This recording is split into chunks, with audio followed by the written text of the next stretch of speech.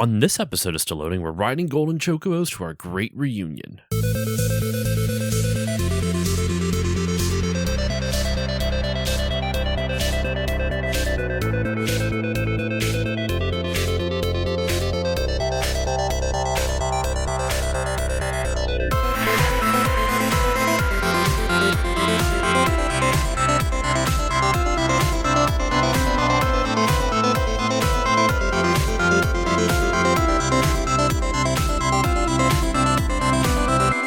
Hello, everyone, and welcome to this new episode of the Still Loading podcast. I'm your host, Josh Koval, and today on the show, we are wrapping up the winter of Final Fantasy. This series has been such a fun experience for me. It has been an exploration of the formative years of my the formative Final Fantasy experience that I had as a kid growing up, and we are ending this series back where my formative experience all began with Final Fantasy VII. And of course, I could not do this alone. So in the tradition that this series has accidentally kind of started, I have two guests on the show, one of whom was on the Final Fantasy draft, and the other is a first-time guest. So to start off, let's start off with my returning friend from the Final Fantasy draft, Chris from the Retro Hangover podcast. Chris, how are you doing today? I am doing fantastic, Josh. Thank you for having me back on, and I'm ready to summon a meteor on that ass. That's what the fucking tagline should have been at the beginning. That's a lot better than like we're all showing up at a reunion. Oh my god, that would have been so much better. We can re-record. So thank you for joining me, Chris. Nah, it's fine. We'll be good. Thank you for joining me, Chris. Now for our first time guest, Keith from the Main Quest podcast. Keith, how are you doing today? I'm doing really, really good. I'm very excited to talk about this game. I am wearing a belt. You can't see it, but I am wearing my Tetsuya Nomura sanctioned belt so that my giant swinging bias doesn't show tonight. So, I mean, if this is any episode to have a bias, you picked a good one. You picked a good one for sure. So we're here to talk Final Fantasy VII. Now, a lot of people, Final Fantasy VII was their first Final Fantasy. It's kind of generic to say that, but it was for mine. I know, Chris, I believe this was not your first Final Fantasy. What was yours? My first Final Fantasy was Final Fantasy. Was Final Fantasy? Okay. Yeah. Keith, what about you? Is this your first Final Fantasy? No, it's not. My first Final Fantasy was Mystic Quest. Yes. Okay. So it looks like I'm the only basic bitch out of this group here. I'm the one that started with Final 7. So let's just kind of go into it. To start off, let's go with some personal recollections.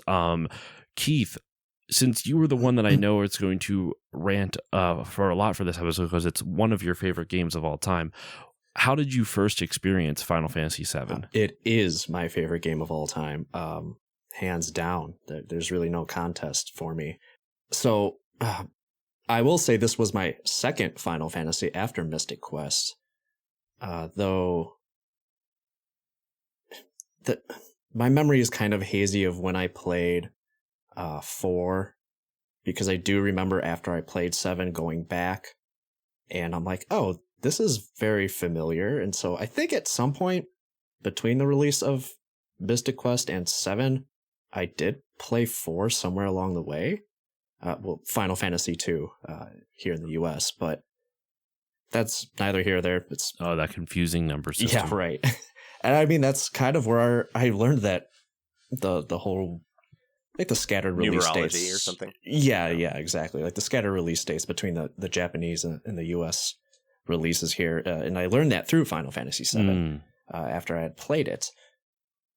So I don't remember exactly, if this was a game that we got right when it released, which we're actually coming up on the anniversary as of this recording. I want to say it was probably relatively close, or maybe the next year, like 1998. And you go back to like the marketing of this game. Nobody really knew, unless you had played plenty of Final Fantasies prior to this, nobody really knew what to expect from this game.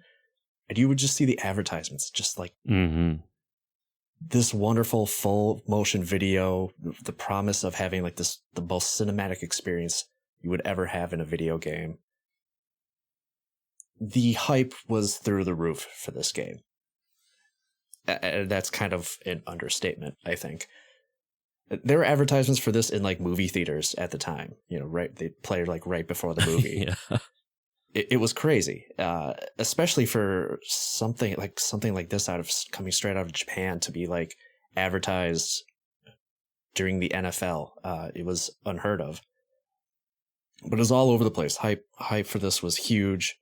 So I got it a little bit close to release date, and man, I instantly fell in love with it. One of my very close friends at the time, he wasn't that big into RPGs. Like, it took him a second. Like, I had already played like Earthbound. Again, I played like Mystic Quest, Super Mario RPG, all that kind of stuff.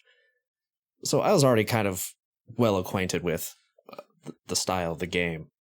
And I think he was really pulled in kind of by the story and the cinematics, and I'm kind of putting words into his mouth, but I think he kind of had that same draw to it as like a lot of people did. He didn't really want to play it, but he would always watch me play it, and then eventually he kind of became like a second player, so to speak, because he went out and got the player's guide for the game. And so he would kind of help me throughout the game. Almost like a Final Fantasy fan by proxy? Yeah, almost, yeah. And he would take the guide home, study it, come back to my house like the next day and like kind of go through, like walk through. We would walk through what would happen, what was going to happen in the game, how to basically break the materia system, all this stuff. Like, he was doing some big brain moves back in the day where I'm just like, yeah, I don't know, pretty colors, the game's fun to play. Wow, look at this cutscene, and we really bonded over that experience. And I remember he moved before I had finished the game, and him not having a PlayStation or Final Fantasy VII, the day I beat it, I called him up on the phone to tell him about it. And he was like, oh, you should come over and show me or whatever. And so I begged my mom to take me over to his house, and I brought my PlayStation over, brought the copy of the game. It went through like the final like 25 minutes of the game or whatever. It was great. And ever since then, I've kind of replayed it on and off like my entire life. For the most part, I think the last time I played it was like 2018. So this might be like the longest break I guess I've had since it's been quite a while. Interesting. So yeah, man, I guess in a nutshell, and I feel like I've taken up a lot of time already, but just kind of rambling. No, you're good. Yeah, this was just like, it wasn't like anything I had ever seen back then. And I mean, I'm sure we'll talk about that a little bit more. Yeah, it really just was like a huge technological advance that, going from something like, like I said, Earthbound or something, to then playing this, it was nuts. It was crazy. I mean, yeah, it was a huge difference compared to the previous entries, and not just in the Final Fantasy series, but also just in general to like RPGs. All right. So Chris, over to you. What is your first experience with Final Fantasy VII? So I had been looking forward to Final Fantasy VII for a while. I had just gotten into Final Fantasy, I think, in 1993, maybe early 1994. And one of the reasons I remember that is because I remember seeing a review for Final Fantasy 3, now 6, as we all know, in an issue of Game Informer that was in the same issue of Donkey Kong Country. because I was getting Game Informer at the time. I didn't even pay attention to it. And then I got interested in Final Fantasy. And then I'm like, oh, wait, I remember this game that was in this Game Informer magazine. And so I got Final Fantasy 3. Mm-hmm. And so, like, then all of a sudden you started seeing previews for Final Fantasy 7, which at that time was supposed to be for the N64, the Ultra 64 at that moment. And yes, I don't remember what event it came out at, but there's this infamous video where it has Locke, Terra, and Shadow fighting some monster in a 3D environment, and everyone thought that was going to be the next Final Fantasy for the N64. And this was on websites like RP Gamer, which was really big back in the mid-90s, at least for RPG fans. So like all 10 of us prior to Final Fantasy VII coming out. And, more information started coming out, and then it shifted that it would be on the PlayStation, which was a big shock to someone like me, because when you were in love with JRPGs, if you found that niche that you felt like you belonged to, you were a Nintendo kid. Like, Sega didn't have anything. It had Phantasy Star, but who played Phantasy Star, really? I mean, not talking about the quality, just no one fucking played it. It had Lunar. But who owned a Sega CD? Right. I'm just saying, they had Lunar. You're right, and that was well advertised too. And I'm like, I don't know what this game is. And then I first saw it right before I was getting in RPGs. But yeah, Final Fantasy VII just kind of took over everything. What Keith said was true. You saw it in movie theaters. You saw it on MTV, which was still big back then. But I don't know if it's big anymore. Does anyone care about MTV? I don't think so. No one cares about MTV. I would be surprised if you told me it slightest. existed still. But yeah, I mean, I'm pretty sure there's like a Jersey Shore reunion happening. That's about all I know about it. Reunion, huh? Anyway, you go back to like 1997, and like MTV is like the Gen X central stuff. So they're like, Square's really heavily advertising this. It has beautiful cinematics. It looks really good. I'm a big RPG fan. I'm like, oh my God, now everyone is going to love RPGs like me, and they're going to appreciate the genre that I do, and it's going to be super exciting, and I can't wait for this. Luckily enough, we got our PlayStation. If you listen to my show, you'll know about the infamous 3-console Christmas. So we did end up getting the PlayStation in Christmas of 1996. I had my road in to getting Final Fantasy VII. I got the demo disc with Tobal number 1. That's the only reason I picked up that game, was to play the Final Fantasy VII demo and see what that was all about. The hype was real. The graphics were incredible. Nothing was ever going to get more realistic than that. And I couldn't wait for the release. So that game came out.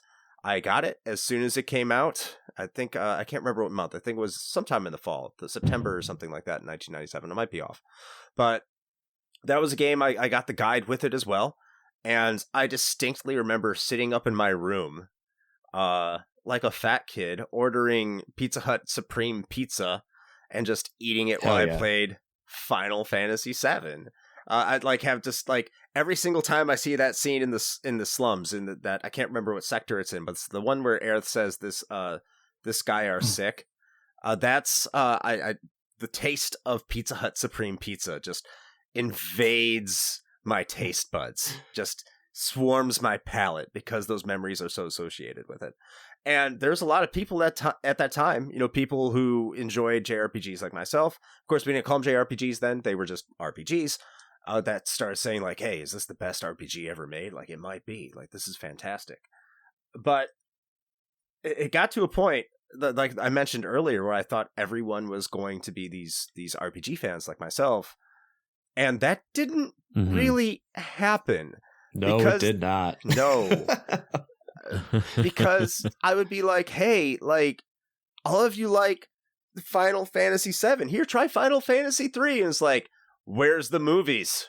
Like, there are no movies. It's just a really good game.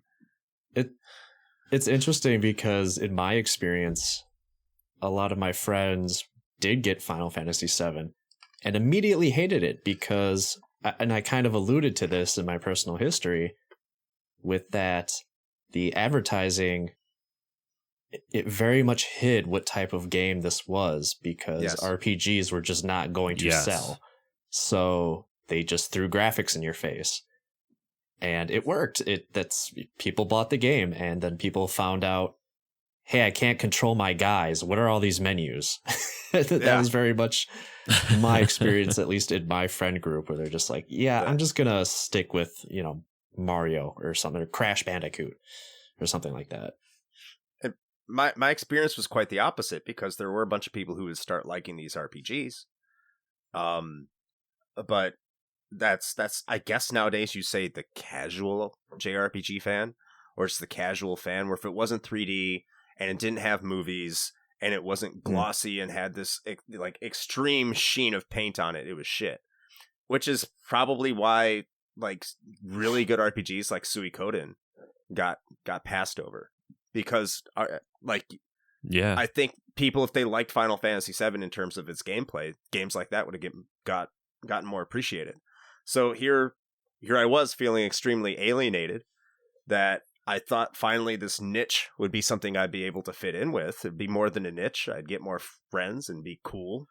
You're going to finally be validated. I know, I'd be part of the cool kids club. It wouldn't just be for the jocks. Like, yeah, I like monster trucks. But it became this thing that I think like I developed an irrational hatred for Final Fantasy VII for a very, very, very long time, where all I wanted to do was just kind of deconstruct it and shit all over it, just because this was supposed to be a game that was supposed to unify and bring to light my interests, but all it really did was just kind of, it brought people into my house to shit on me. And at least it felt like that. I'm not saying that's actually what happened, but like it certainly felt like that. Yeah. So yeah, I had this irrational hatred for Final Fantasy VII for a long time.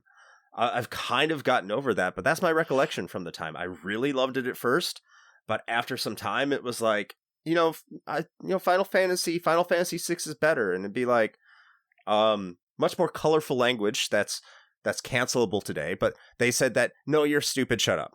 Not in those words, but it was the 90s. But yeah, that's my history of Final Fantasy VII. For myself, I remember there was a kid down the street from where I lived growing up, and I would go over to his house all the time. He was a popular kid, I remember, in high school. And oh man, that was back in the day where like you would gel the front half of your hair up, just like the tip, just like the front, your bangs just straight up, like not the rest of your hair, just the tips. And just the tips, pretty much. So I went over to his house and he showed me I didn't know it was Final Fantasy VII at the time. But he showed me the game and he's like, yo, check out how cool this is. Look how real the graphics look. And he would show me the battle scenes for the combat. And I remember vividly the spot he was at. He was at Wall Market, and it's the point of the game where you're climbing up to get onto the upper plate in Midgar, that long ass pipe.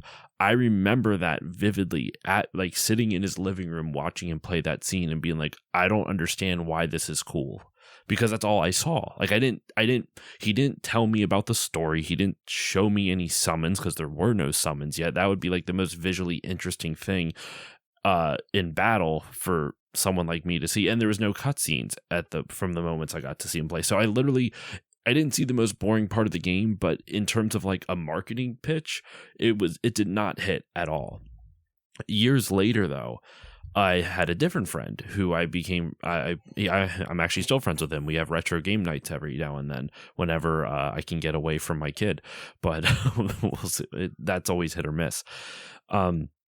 But he got me into Final Fantasy in general. He was the first one that I ever got to really see what Final Fantasy VII was like. And I forget why I really gave it a try. I just remember he was really passionate about it. And it's interesting because like I talk to him now and he is very monotone. Like, he doesn't really, like when you ask him to talk about a game he likes, it's not like he gets really excited or really angry or really like any strong emotion one way or the other. But for some reason, he was able to like sell me on this game. And so I discovered it from there, fell in love with the story, fell in love with the music, fell in love with the gameplay. And that was kind of my first entry into the JRPG genre and just RPGs in general, like let alone any JRPGs, obviously, but let alone any RPGs. I didn't play any Western ones either up until that point. And it's interesting. So, Chris, I know you experienced the hype of it. Keith, you said you did as well. Like, you kind of knew about some of the marketing blitz.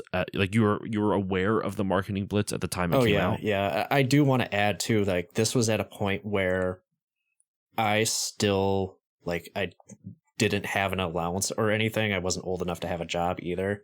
So I wasn't really bringing games into the house. This was something my older brother bought. And he could not care about JRPGs or RPGs even to this day. He did get the Final Fantasy VII remake, which I was really surprised by. And not surprising, he absolutely hated it because it is a JRPG. I don't know why he bought it. But but he is the hype machine. My brother is susceptible to hype, and so that is really one of the reasons why I believe we even had it in the house in the first place. So okay. The reason I was asking is because I was so this came out in 98, right? 97 or 98. I'm blanking on it. January. Well, 97. I don't know when it came. I don't remember when it came out in the US, but I know Japan just January of January of 97. That's why I know the anniversary is coming up. I should have really had that date up in front of me, as a podcaster that tries to focus on game history. Just it's the bare fucking minimum to have it. So January 31st, 1997, in Japan, and then September 7th, 1997 in North America. So yeah, 97. So I would have been 8 years old when this came out. I would have been 7 when it came out in Japan and 8 when it came out in North America. So growing up, I actually always find video game advertisements super strange because I never saw any growing up until the PS2 era. And I don't know why. I don't know why I don't remember seeing them on TV. I'm sure they were. I knew they were. There was advertisements everywhere. You can go to YouTube and look up advertisements for Link to the Past and Mario Kart and shit. It's not like they just weren't on TV or weren't somewhere. I just never fucking saw them. And I genuinely don't know why. So 7, the marketing blitz for this game just eluded me. I don't think I actually started legitimately playing this until I was probably 11 or 12, 12 or 13. I always feel like that's your formative years of gaming, 10 to 15 or 16 ish is those are the games that you that really mold you as a person and probably mold your tastes for that matter. So I didn't have any recollection of the hype around this, but my friend got me to play this. And I fell in love with the series ever since. And a lot of things you guys are talking about, I think we can use as a transition to just kind of talking about. I know a lot of times with podcasts, people talk about the legacy of a game towards the end of an episode, but I really think we could actually open this episode with legacy, sort of, because I feel like it's easy to shit on a game when it's so popular, but I think it cannot be understated how important this game ended up being for Square, for JRPGs as a whole in North America. This game really just it didn't do exactly what it set out to, popularize JRPGs in North America. But if it wasn't for this game, it wouldn't there would be so many less JRPG fans in the US, by a significant amount, because it was so successful in its marketing. The cinematics were so even then they were just they were so well done. Now I look at it and I'm very confused by I think I looked up in an interview that were they had different animation houses for some of the CG cutscenes, which is why some of the really high end cutscenes have the weird chibi art, and then others are super high detailed, and it's a very strange dichotomy. But I don't know, this game just it cannot be understated on how important it is, just because it really. In the book I read recently by Aidan Mower, the Fight Magic Items, he talks about this was the meteoric rise of the JRPG in the US. It wasn't quite necessarily the golden age. Yeah, I didn't even realize the pun there. But yeah, meteoric. But it wasn't quite the golden age of JRPGs. A lot of times that's attributed to the Super Nintendo era and a little bit into the PS1 as well. But I mean, this game, it was everywhere. Like you were saying, what it was on NFL games, Keith, right? It was advertised there too. I vividly remember watching a football game, sitting in my living room with my parents watching a football game, and I don't know what announcer at the time, announcing NFL games, but I vividly remember them be like, and here's a preview of the upcoming Final Fantasy VII video game for the PlayStation. And then they would roll that commercial that I had seen like 50 times at that point. And I mean, it was all over the place, literally. It was all, you couldn't get away from it. And, if I can just kind of add something, Josh, it's not only, I think not only, by all means, I was losing steam on my rant. I just wanted to add that not only was it obviously very important, a very important tool to kind of carry over JRPGs over to America, and kind of also gave Squaresoft the freedom to basically do whatever the hell they wanted on the PlayStation. But I also kind of think it helped bring and popularize a lot of anime as well, because of the way the game was advertised. You look at the commercials that they were airing, and you're having these very, anime centric looking characters, that were designed by Nomura, and it's just not something you were really seeing in popular culture in America. Not that there wasn't anime here. Like, I had already been into anime at that point. I was watching stuff like Akira and like Perfect Blue, and stuff like that. So like that stuff was here, but it wasn't like in the zeitgeist like it would become like in 98 and 99 and to what we have now. It was just starting at that Right. point, because at that point, that's when Dragon Ball Z and Sailor Moon were taking off, and same with like I don't know when the Pokemon cartoon first started airing in North America, but that's right around the era 98. that the Pokemon cartoon started to. Yep. 98, so it was like the year before. So yeah, I still agree with you, but I do think it came out at a right time where anime was starting to become slightly more popular than what it was in the 80s. Yeah. Yeah. Chris, what about you? What are your thoughts on, like, what do you agree with, like, kind of our, I guess more, we're kind of speaking hyperbolically about its importance, but like, do you agree with that? I do, and I would probably go further. I think you look at what was going on in the PlayStation, Nintendo 64, Saturn era during that time, and the hype for the N64 at that time was real. It was huge. Mm-hmm. And the reason I bring up the N64 is that when that system dropped, there in my mind there were no other systems, and I think that was the case for a lot of other people who played video games at that time. You hear people today, and when you talk about hype or excitement, or what your reaction would be, like, what is the epitome of an overreaction towards video games? It's getting the N64 at Christmas, because that's what it was. Final Fantasy VII wasn't the first game to really turn the table on the N64, but it was probably the biggest one, and probably the final one to turn people away from the N64 and put down the cartridges and head over to CD. You can make the argument that Resident Evil was really the first game to make people pay attention to the PlayStation, especially if you look at sales. Because I don't think many people are anticipating that. Like, Resident Evil sold well, but I didn't know anything about the PlayStation library until Final Fantasy VII came out. So now all of a sudden you have a bunch of people who are seeing the cinematic experience. They get Final Fantasy VII, or they get a PlayStation for Final Fantasy VII because the games are cheaper, the console's a little bit more expensive, but you're getting amazing visuals, cinematic graphics in movies that you're not getting in the N64. Even if the N64 might have slightly better graphics, people wanted movies. People wanted spectacle. They wanted something different. Because you go to the arcade and get a 3D game. They wanted to be, I don't know, maybe they wanted to be immersed. They wanted to be wowed. And the N64 wasn't delivering on that. And I think a lot of people saw that.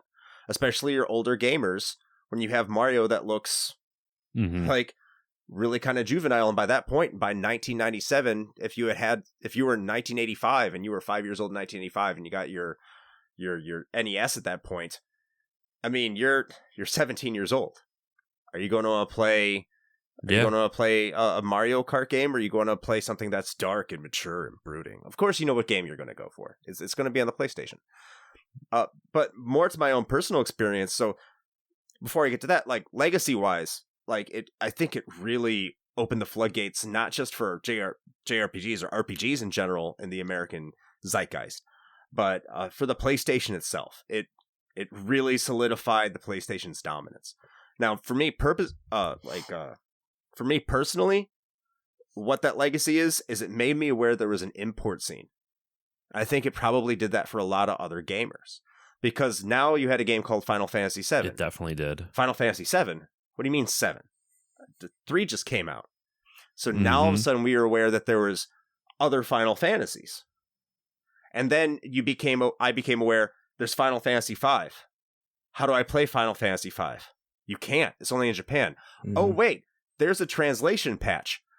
Now you're introduced into the world of emulators.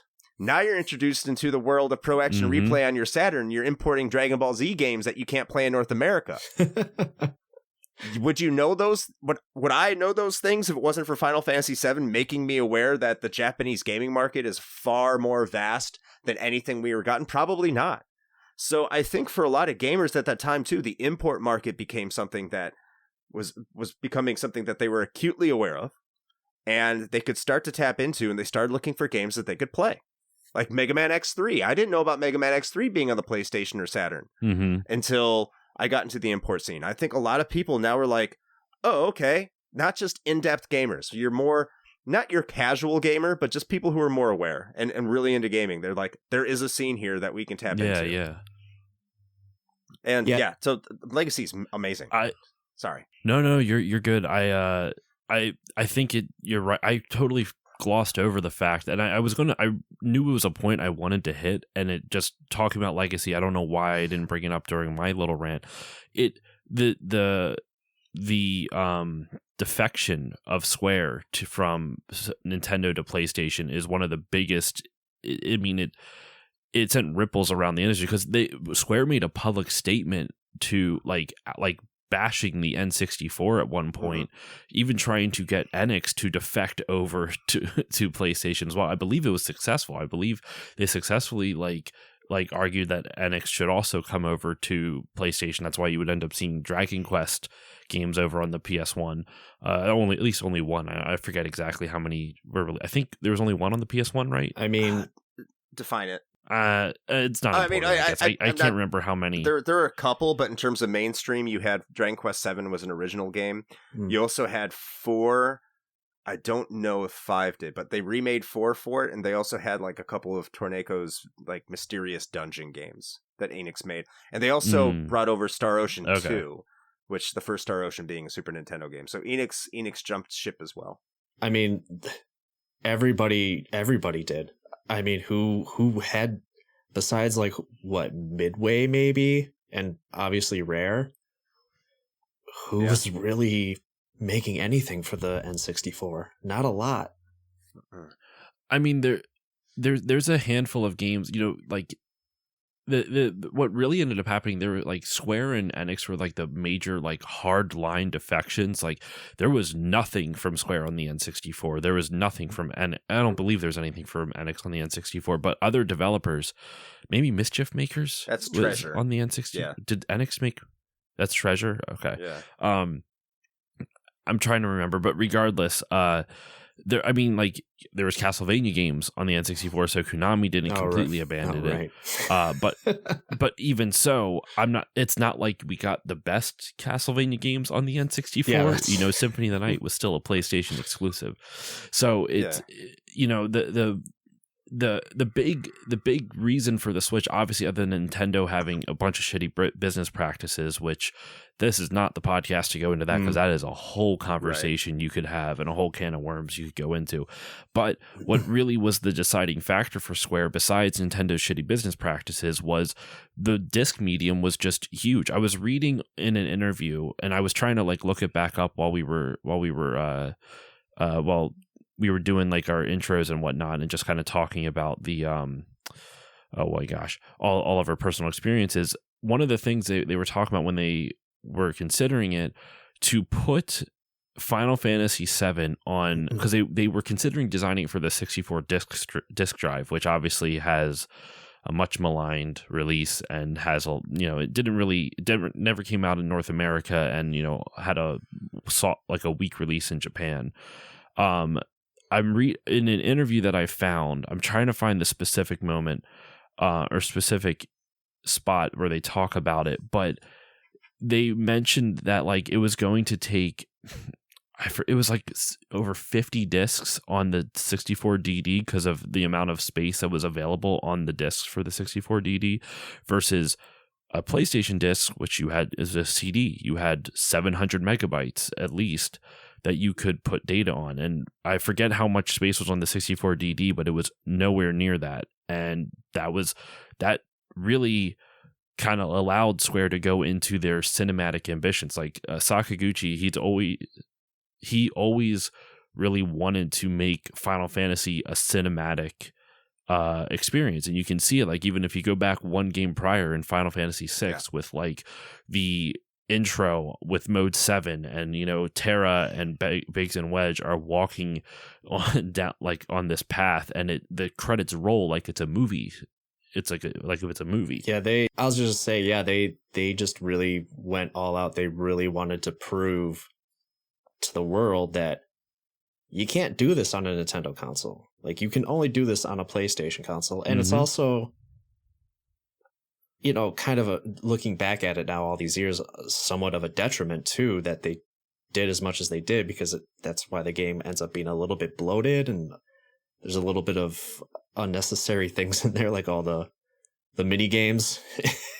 Games. Which obviously, by Final Fantasy VIII, they really just reeled all that stuff in and just kind of made more of a I don't know if I want to say traditional Final Fantasy, but it was a lot more reined in than Final Fantasy VII. So they really just really wanted to prove that like this is the next big thing.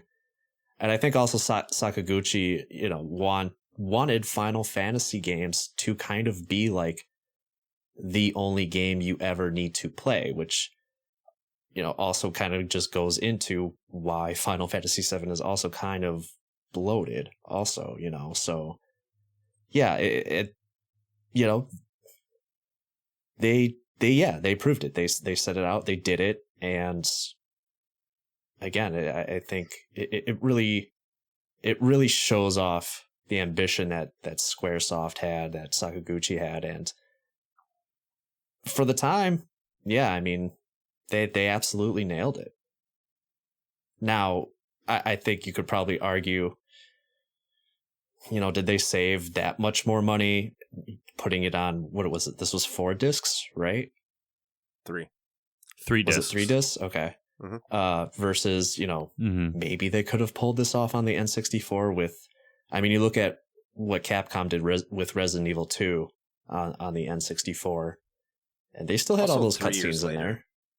What's that? Also 3 years later, when memory was probably cheaper and compression was far more understood. True. But, looking back in hindsight, like, who knows? But, yeah, I don't know where I'm going with this rant. Well, I think we should to end off Legacy, because we were already going fairly a good amount of time with it. We were talking about how much money they poured into this. This was the most expensive game at the time.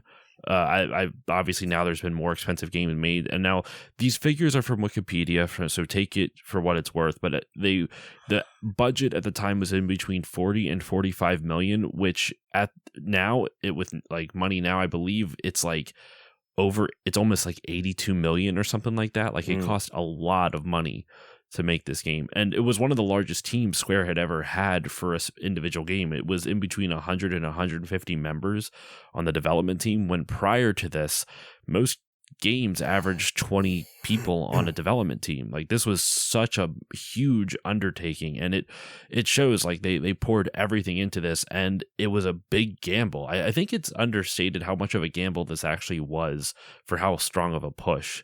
But anyway, we could like, there's so much to break down with the legacy of this game, because it, like, you know, the risk they took going into it, how much they pushed it during marketing, how much it affected the gaming community at large, both especially in North America. It was the first quote unquote successful, massively successful JRPG in North America. There was others that were successful, but they were never like this level of like, holy shit, we're selling gangbusters. You know, like this Final 7 was that for them. But we could go on about this forever. So what I want to talk about next is just kind of, I'm going to take a page out of Tales from the Backlog. We're going to talk about story last, and we won't go through it beat by beat, just so that way otherwise we would be here for hours, much longer than we already are. I think what would be a good idea is to talk about the battle system here. So I want to throw it over to you, Chris. What do you like and dislike about this battle system? What are some of the things you enjoy, and or is there anything that you would like to highlight about it? What I like about the battle system is that they have a formula that works, and it worked since Final Fantasy IV, and they didn't mess with it.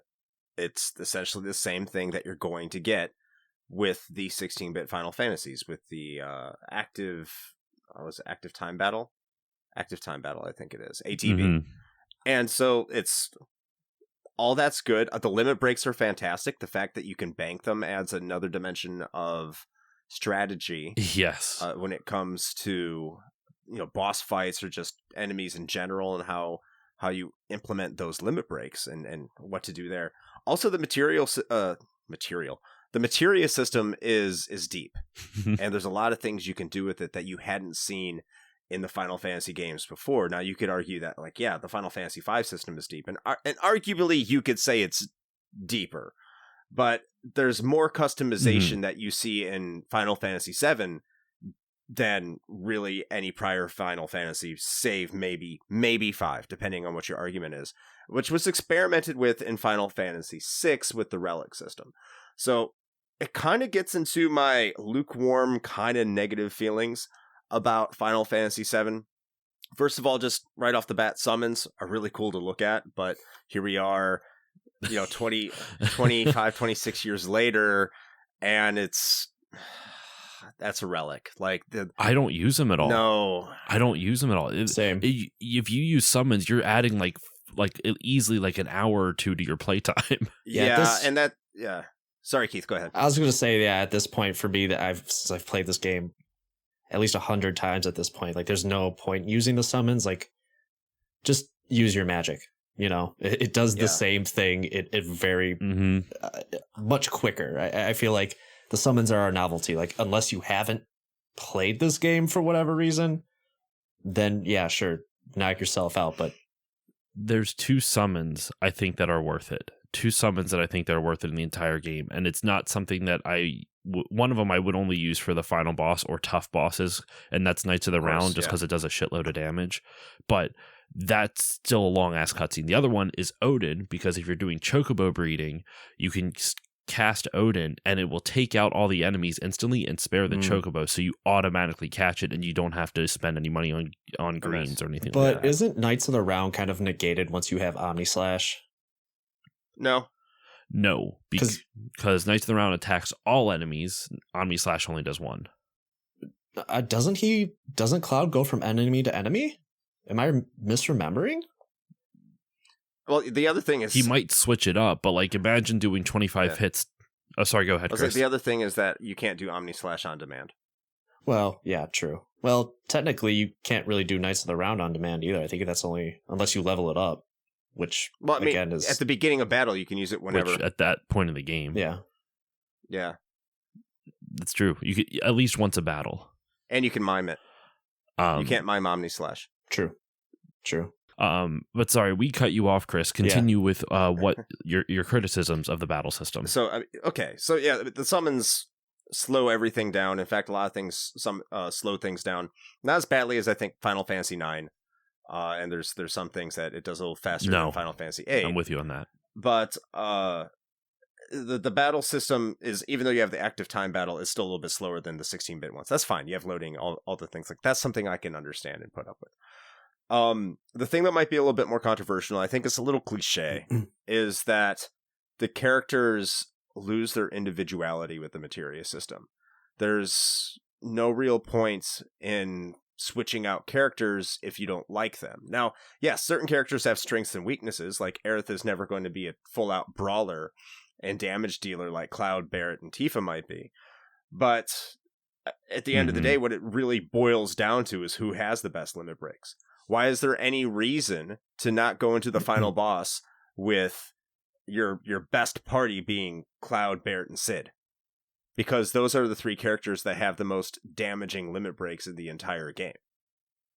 So when you take... Are they? I actually have no idea. Yeah, because they have multi-hit damaging attacks. So like Yuffie has one too, but I don't think her final one is nearly as good as her third level one for whatever reason. But it's not the first game to really do that, because Final Fantasy VI treaded into that territory, as many Final Fantasy VI fans may not like to admit. I mean, that is a serious flaw with that game that does break that gameplay.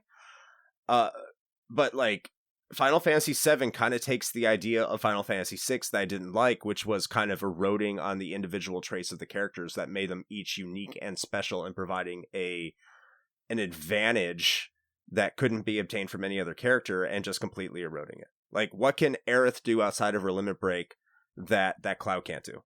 Nothing. In fact, you'd rather take Cloud into battle than Aerith any day of the week, unless you really, really, really like Aerith. And no one does, because she sucks. She's insane. But that's fine. It's not fine. But that's the problem with the battle system, is that there's nothing special ultimately about the characters. In and of itself, the battle system is fine. It's deep. It's complex. It does what it needs to do. It takes elements from the class system. It takes elements from the customization of Final Fantasy VI, and it all kind of culminates into a lessons learned from the Final Fantasy series in terms of that. But it really does so at the expense of being attached to character development and growth.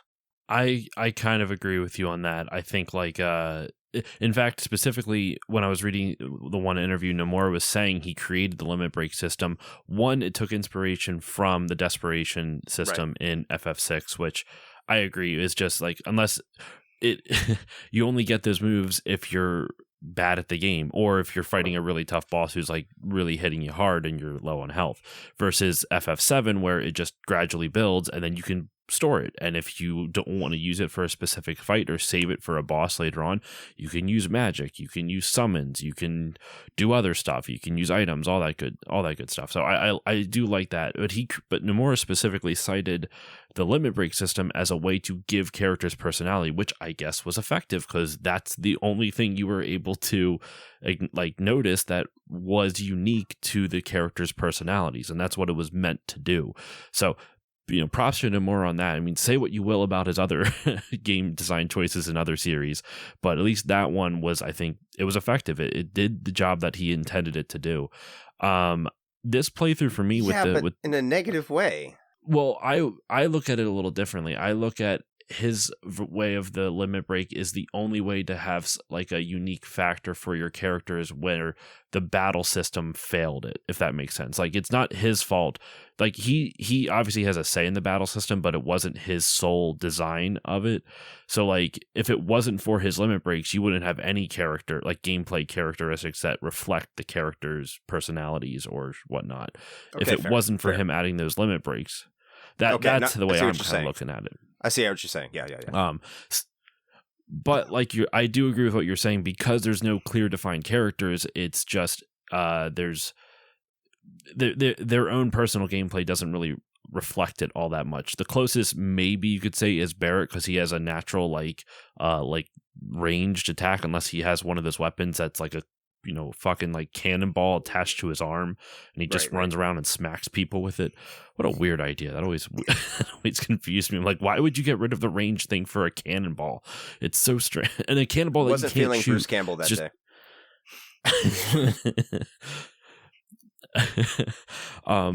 What I was going to say though, with my most recent playthrough that I actually, as of this recording, I finished up like 3 days ago. I found the materia system, like, for all the playthroughs that I had of this game leading up to this recording session, I never really understood why people liked it. I thought it was actually really boring, because all I would do, and that's I'm I'm wrong with this because I actually tried to strategize how I equip materia this time in all of my playthroughs beforehand, because I'm a shitty RPG player and don't really have strategy with any fucking thing. I would always be like, well, Cloud's my favorite, so he's going to get all of these summons, all of the best spells, all this other stuff. And then, but that completely cripples him because that removes all of his strength. It makes him into a mage, but all I was ever doing was attacking with melee attacks. So I made the game so much harder for myself because I just overloaded my characters with magic spells that I never fucking used, and it just hurt them in the long run in both their HP and their strength, depending on it. Usually summons only, they decrease your HP but increase your MP, and they don't decrease your strength, they just increase your magic or something like that. But I played it all wrong, and on this playthrough I didn't do like any grinding. Like I barely did any grinding in this. Normally I would grind so much because my characters had to in order to survive, because I was crippling them with my shitty materia equipping. So this playthrough, I enjoyed the battle system significantly more once I understood even just the sad part is like I don't even know how to break the game. I'm just talking about the bare fucking minimum of not overburdening your characters with a bunch of materia to cripple their other stats. So on that front, I enjoyed this playthrough a lot more. I enjoyed the battle system a lot more this time. But Keith, what about you? What are your thoughts on the battle system? I'm going to actually kind of echo a lot of what Chris said. It's, again, the materia system can get very deep, especially the further you get into it. The different combinations that you can make.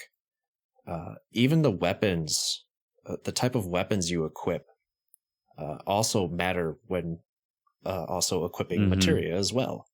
Because there's growth, the materia collect AP, and so so they level up as well. So yeah, it's a very deep system, deeper than you would kind of think, but you also don't need to go that deep, I think. And I guess this kind of goes to what you were saying, Josh, that this is a very this might be the easiest Final Fantasy. Is that wrong to say? No, I don't think so. I literally like maybe I love this 10? expression. I just tank and spanked the whole game. I didn't use any strategy, just all physical attacks. I won almost every battle like that. Yeah, I think 6 is easier. Do you think so? Yeah. I don't know. Especially when every character has Ultima. Yeah. Well, every character can also get Ultima in this game as well. That's true. If you want to grind up that level, the materia level. Hey, I mean, this game really, I think this game broke me into being one of those people that likes to min-max things. So if you're that type of person, I mean, this is the game for you. And yeah, summons, they were a spectacle back then, but not so much now. I much just rather cast spells. Again, like even talking about, I know you like Knights of the Round. That's like, you get it to beat Ruby Weapon, but you really don't use it at any other point, really. Like, I just use Omni Slash, what Chris brought up about, the lack of characteristics for the characters, that doesn't really bother me so much. I never thought about it, but now when I think about it, it's like, yeah, they don't really, like, you can just really interchange whoever you want. But also, I think that's kind of the beauty of it also, because it is such an easy system to use, and you can swap materia to whoever you want and just play as. Because, like, yeah, is there really a difference between Yuffie and Cid? Again, the limit breaks, yes, but other than that, stats-wise, not really. Very minor, So, but I think, as we'll talk about the story, like, yeah, you can get kind of a connection to certain characters, and so in that way, you could be like, yeah, I would rather use Vincent, I guess, because I'm a huge edgelord.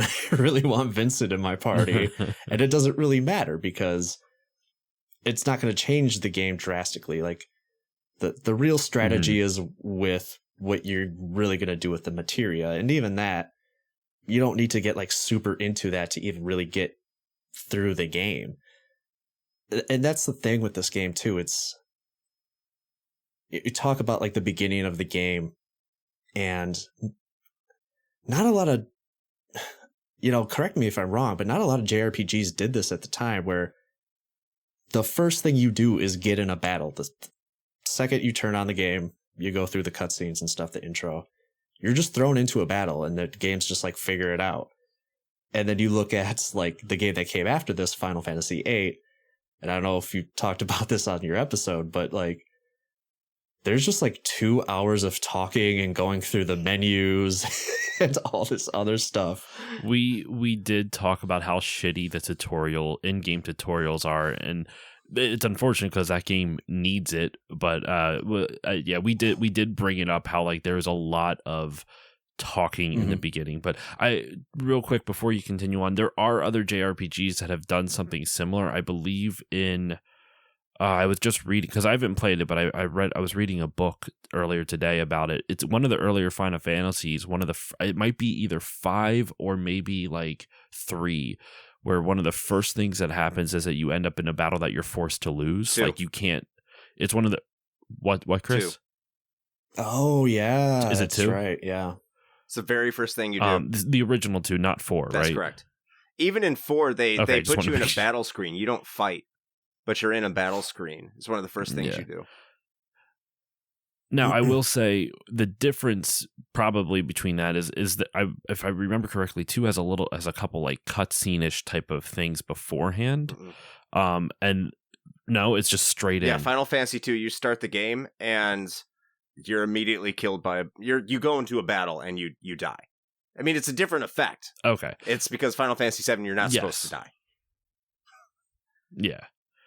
Anyway, sorry. It wasn't necessarily to discredit that point specifically, but I just thought to add context. Final Fantasy had done it before, but I will say and I wasn't completely sure myself. That's why you're totally right.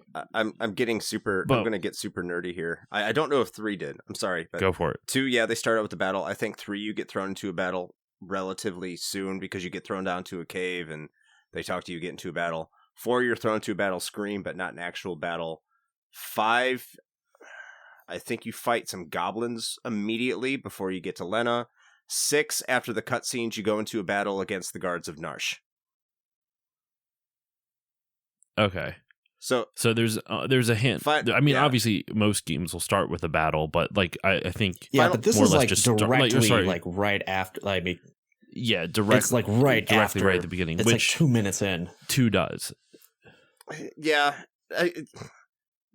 You jump off the train and you control Cloud. He runs up and he starts the battle. But that's kind of the same thing you get in 6. After the cutscene, you get this cutscene. You're at the cliff. You go through the walking up, and then you get into Narsh. And as soon as you walk up to the gate, you're in a battle. Mm-hmm. Man, it's been a long time since I played 6. Same. I did a fucking episode like a year or 2 ago on it, and I barely remember. But sorry, Keith. Continue with what you were saying. Oh, what was I saying? Damn tangents. I know, right? I know, right? I will say, at least just talking about the intro, I do think the intro to FF7 is one of the strongest elements of the game. The intro mission, jumping off the train, the music is fantastic. I really like the when you're on that mission with Avalanche, it really feels like you're on a mission. The game really it does a good job of immersing you in that world very quickly, especially in such like a their first attempt for a 3D game. It's really impressive. And actually, doing interviews, or not doing interviews, sorry, reading some of the interviews, weirdly enough, with the graphics of this game, just real quick, just thinking about the 3D graphics of this and the characters, one of the reasons why they kind of went with that chibi style like art is because they were worried that if they went too realistic, it'd be too jarring for people's transition from 16-bit to 3D, which I thought was an interesting thing to be concerned about.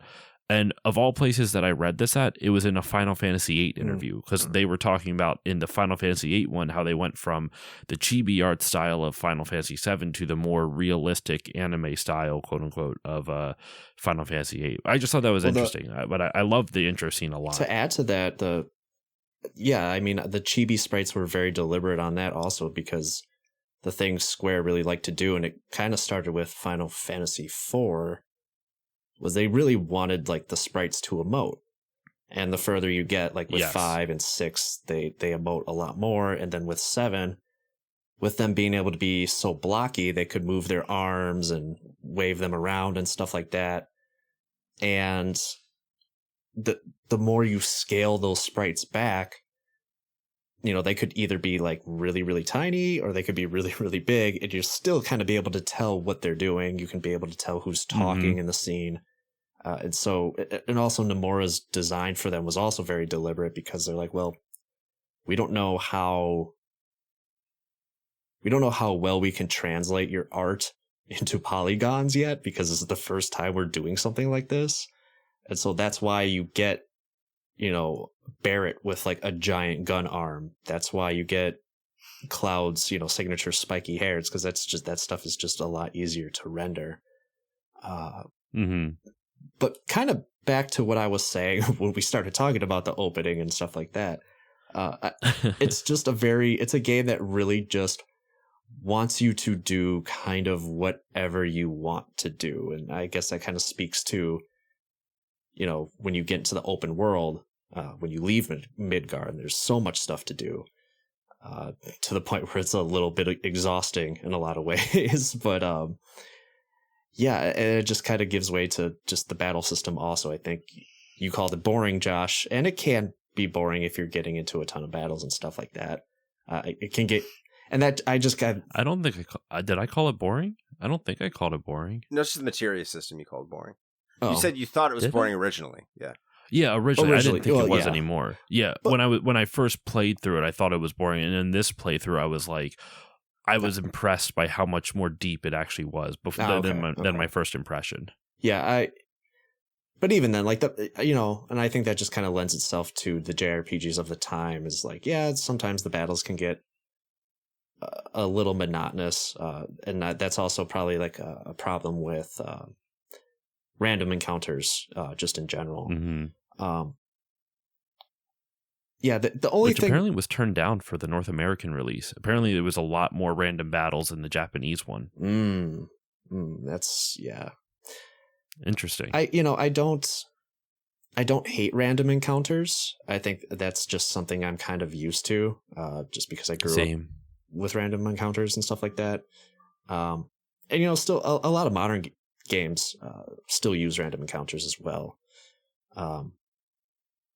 But the only, to bring it back to pros and cons of this battle system, the only thing I don't like is the switching of the materia, because there are points in the game where you do lose party members, and you have to basically make sure you have all the materia off of that character, and then you have to put it onto your new character to make sure that the materia gets the same AP.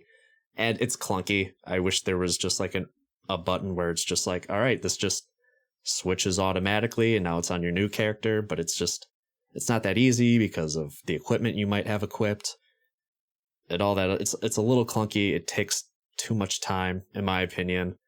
But other than that, I mean, I don't. There's really nothing that really bothers me that much about the mechanics here. I think for me, it more or less was like I don't think random battles are bad. I actually like them as well. I do think it is something that hasn't aged the best. I feel like I have to be like, if I'm playing a modern game with random battles, actually, you know what? It's really not that bad, because I'm playing what is it? I was playing Octopath Traveler while I was traveling, as it were, somewhat recently. And there's random battles in that, and I've been enjoying that playthrough. So I don't know. I think it really just depends on finding that sweet spot, of how frequent they end up being. Yeah, I think 7 is pretty good. I actually don't hate 7 because there's actually some moments where I wanted to battle, specifically when doing the side quests. I always do the chocobo breeding because for some reason I always have fun doing it. Now with that said, I have no idea how the fuck people are supposed to figure that out without a strategy guide, like knowing the specific nuts that you're supposed to give and like feeding, like how, like what the optimal way to race all the different chocobos are and all that other shit. But with with the chocobo racing, excuse me, in order to continue to breed chocobos, like because you have to, you basically you get two specific types of chocobos. Like there's like poor, fair, like average, great, and wonderful chocobos. And if you breed the right ones, which is usually great or higher, you'll get green and blue chocobos. And then you breed those green and blue chocobos and you'll get a black chocobo and blah, blah, blah. And then black and another wonderful, and you get the gold chocobo finally, which does everything which has all your hopes and dreams of traversing the world unimpeded. To do that, you have to wait a certain amount of time in order to breed the other in order to breed the chocobos that were just born. You can't just obviously, like the chocobos just born, you can't breed it right away. You have to wait. Well, I actually had no idea what the metric for that was. It's random battles. You need to fight a certain number of random battles, and it's kind of arbitrary. It could be as low as 3 and as many as 50, as like 18. So it really just depends. Mm-hmm. Some of them are much more specific and whatnot, but like I found myself being impatient. Like, get me another battle now. Like, I'm tired of just running around aimlessly in this stupid marsh because I just waited outside the chocobo farm to do it. And it's as simple as that. You just, run around a couple times. And so I actually think 7, from a gameplay standpoint, the random battle encounter, the encounter rate, isn't that bad. It felt fine to me. I don't know. What I do like to continue on with the battle system though, with the materia thing, depending on what weapon or like accessory you have equipped, or the armament or whatever it is, whatever the secondary fucking thing is called, dictates how much your materia levels up with the AP. So like some of them have worse stats, but they double the AP that you get. So if you have something like the life spell where you can revive your fallen comrades, you might want to put that on something that has double AP growth, because in that way you can just crank it. I think there's some that might even have triple, but they have like the shitty stats. Yeah. Or they only have 3. They only have 3 slots that you can put your materia in, and they're not conjoined. Yeah. I thought that was really cool. I always really liked that. I like it when a game makes you choose between like, well, this will help you get what you want faster, but at the cost of being slightly weaker, type of thing. And I always enjoyed that type of like risk reward. Risk reward. That's the thing I was trying to say. No, like I was saying, the materia system at first, I didn't understand it, and I think that's been a theme with this entire like re-exploration of these Final Fantasies for me. Like, I understood each of these battle systems so much better during this playthrough because I was actually trying to play it with like a critical eye instead of just like, well, let me just putz around and do whatever I want. But I guess it's kind of a testament to Final 7 in the fact that you can just putz around and still play through the game and experience the story and enjoy the world that it creates. And you mentioned it before, Keith, about like the open world aspect of the gameplay. And I guess we can kind of just talk about the gameplay overall. The battle system is all part of that. So if you guys have stuff you want to jump in and out between the battle system and just the mini games and just kind of the overall gameplay of the game, when you leave Midgar for the first time, what that's like. What would you say Midgar is like the opening quarter of the game? 8 to 10 hours. 8 to 10 hours. Okay. Yeah, I think if you're playing it casually, it'll probably be longer than that. But I mean, at this point, I can get out of Midgar in like 6 hours at least. Oh, easy if you really want to. Yeah. That first time I got out of Midgar, when I first played it, it blew my fucking mind as a kid. I had never experienced something like that in a game before. I know in other, like, because this was my first JRPG. It's not like I had experienced something like this in Final Fantasy 4 or 6, where you have this open world you can explore, or Chrono Trigger, or any of the other like JRPGs that came out on the Super Nintendo. I do think I genuinely wonder if I would have experienced Super Nintendo RPGs first, would it have the same effect on me? I don't know, because the 3D nature of like walking out and seeing this fully realized 3D world blew my mind. I mean, now I realize it's a lot more bare bones than what I'm used to now, but at the time it was filled with endless possibilities. And you leave Midgar and all of a sudden you're just like, what do you mean I'm on a map? There's another town that I can go to? Like, I had never seen anything like this because I had never experienced a game that was this massive. I'd like to think if I played like 6 or some of the other older JRPGs, I would have had that a similar feeling, but I have no idea. But you leave that town, you go to the town of Calm, and like, even though we'll get to it when we get to the story elements, but that's a long exposition segment of the game, and it's on replays, it's very hard to replay because you're just like, I've already heard this 1,000 times. I don't need to I can't skip it. But it just blew my mind. I couldn't believe, like, there's just all this stuff that I can do in this world that I can explore. And it was just such a wonderful experience the first time that I actually played it. And the music is fantastic. Like, I know they could have gone with like a full orchestra with this, like Red Book audio or whatever you would want to call it, CD quality audio. There's no way they would have gotten Red Book audio. What's the difference? I understand Red Book audio is basically CD audio, but what's the difference? Like, is it like a certain quality of CD audio, like a certain like bit rate, or for that matter? Red Book audio is uncompressed. Okay, just fully uncompressed. Okay. Well, from what I read, it was that apparently Square, it was a decision on their part not to do that because then they could sell soundtracks. I don't know if that's true. Well, in an interview, Uematsu said that it was a trade-off for him. They could have put it in. They had the okay to do that, but they didn't quite know how to. I don't know if it was a compression issue, but it would have increased load times significantly, and so they didn't want to sacrifice the load times, because otherwise, I mean, you can see it in some of the older, like, I mean, have you ever tried playing some of the Super Nintendo games that were ported to the PlayStation? Like, I tried playing Chrono Trigger, the PlayStation port of Chrono Trigger. It's fucking awful because every goddamn battle has a load time. One of the worst experiences of my life, gaming life, I should say.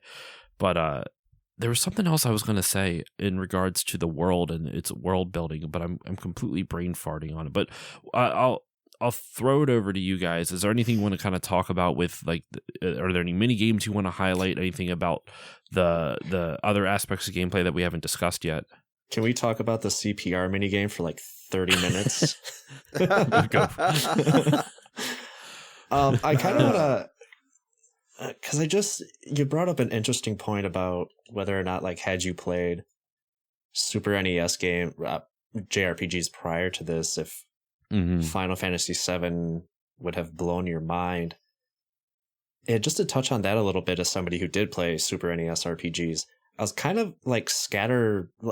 My experience with those were scattered, right? Because you have Earthbound, which doesn't really have a world map or anything like that. You're just kind of going town to town, area to area, and you can backtrack to these areas. There's a fast travel and stuff like that, but not really a world map, right?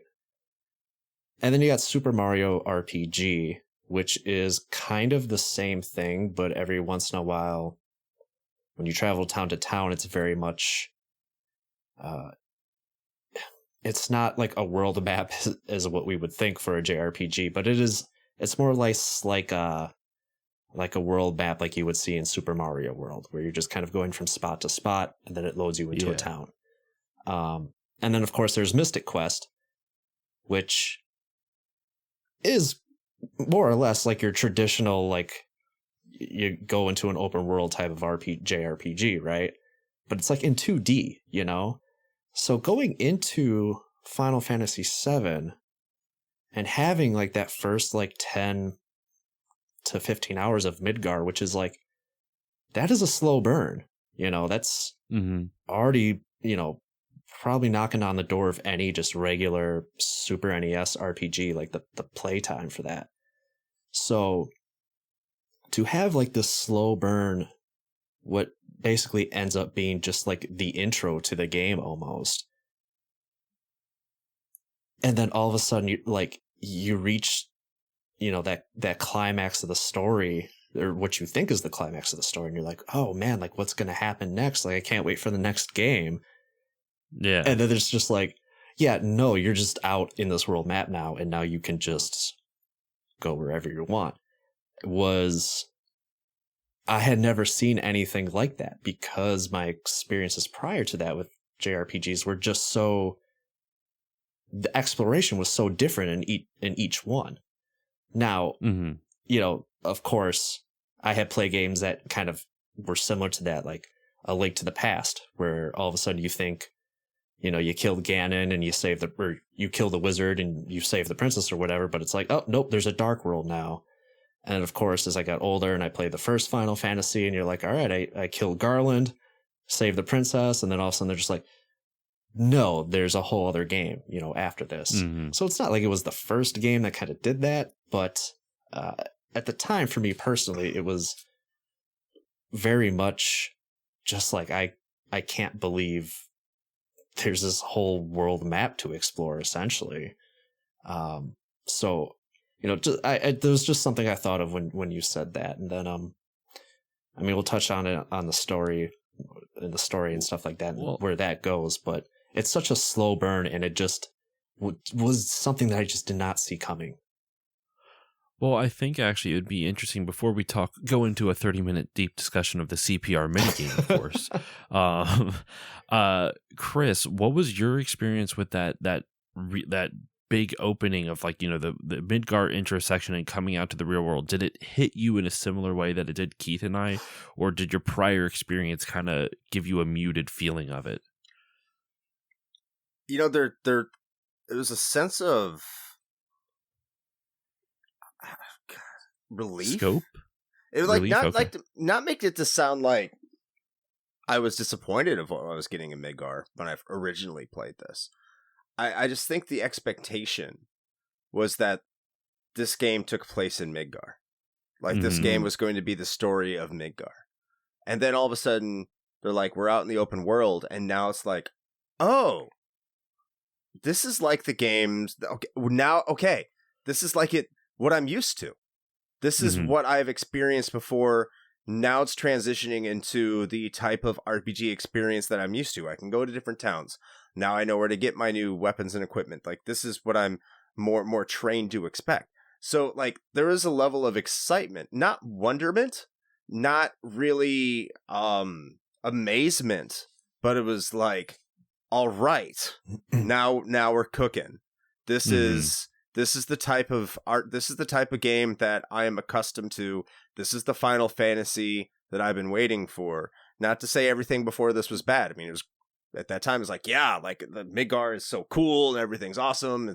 I've been here a while. Why aren't there any other towns? Like, yeah. I remember wondering that, like, is this the only town we're going to be at? Like, where is, like, there's no world map. This is very strange. So I started to think, like, this is all that there was to it. And then when I got out, it's like, okay, yes, this is awesome. So it wasn't so much like I'm excited to explore the world, most because, I had played some Final Fantasy VI. I had played some Final Fantasy 3. I had played some Lunar. I had played just like a myriad of JRPGs at that point. So it was like, okay, now I'm starting to see those roots. And even like Sakaguchi has tried doing this kind of before Final Fantasy VI. If you remember, like when you go into Narsh and how long you're in Narsh before you leave Narsh and get into the world map. It's not anywhere near to the extent of Midgar, don't get me wrong. And I think anyone who's played both games will understand that. But you play about an hour of, like, the opening hour of Final Fantasy VI, you're within one city. Yeah. And you're not going into the open world, which is a vast departure of what you get before. So this is really an extension of a huge expansion on what that was. And I think they really executed it perfectly in terms of delivering on those expectations, both to new players and to experienced players, on subverting those expectations both ways. And I don't think there's any other way than you could say that at that time in 1997, that it was, they could not have done that better. There's no way. And I guess this is a question for Chris, since you played Final Fantasy games prior to this. Sorry, I'm taking over your show, Josh. No. Go for it. But one thing that we haven't talked about is the aesthetics of Final Fantasy VII and just the overall design of the you mean art like direction. How it's like they're not going for a medieval steampunk. Well, Final Fantasy VI was steampunk, but like a medieval high fantasy-esque world. Now it's a lot more cyberpunk. Yeah, there was Final Fantasy prior to Final Fantasy VII has always kind of had a mixture of like these very high fantasy and like futuristic elements. Yes. This is full on just futuristic, almost. I mean, this was, to me at the time, I mean, I was starting to get into science fiction stuff. So this was like Blade Runner the game to me, you know? Like cyberpunk. Yeah, exactly. Yeah. So was that something that you enjoyed coming from the previous games that had more of those high fantasy elements? When I first got this game, I didn't mind it. When I developed my irrational hate for it, I minded it. I do think that a lot of people, I know we're not talking about Final Fantasy VI, and I'm sorry, but no, it's fine. It's going to come up in comparisons. Yeah. Final Fantasy VI was more steampunk. Final Fantasy VI started to leave the high fantasy settings behind. They didn't completely, because you still had kings and castles, but it wasn't so much in the same vein that you were getting in the previous Final Fantasies. So you could tell that that's where Sakaguchi wanted to go eventually with Final Fantasy VII. And I don't want to say futuristic, really. It's because it's kind of in the same sort of setting that Final Fantasy VIII is. I don't know the word for it. I don't want to say postmodern because I don't think that's correct at all. But it's like, it's not. I mean, it's just leaning more sci-fi than anything. Future punk, maybe. Yeah, it's in the near future, but it's not like in the distant future. Like it's somewhere relative to the present. And that's kind of the feeling I got from Final Fantasy VII. So it wasn't like super sci-fi. Like you're not getting any sort of like hoverboards really, or anything that couldn't be conceivable within, modern times. Like it's like maybe about 50 years in the future, this is something we'll see, but this isn't something like in the space age, because even they had a like failed rocket plan that was very similar to our NASA. So and even the town that's in is not exactly a futuristic booming town. It's this rural town in the middle of nowhere. So they do have rural elements. They do have more like traditional elements in the game.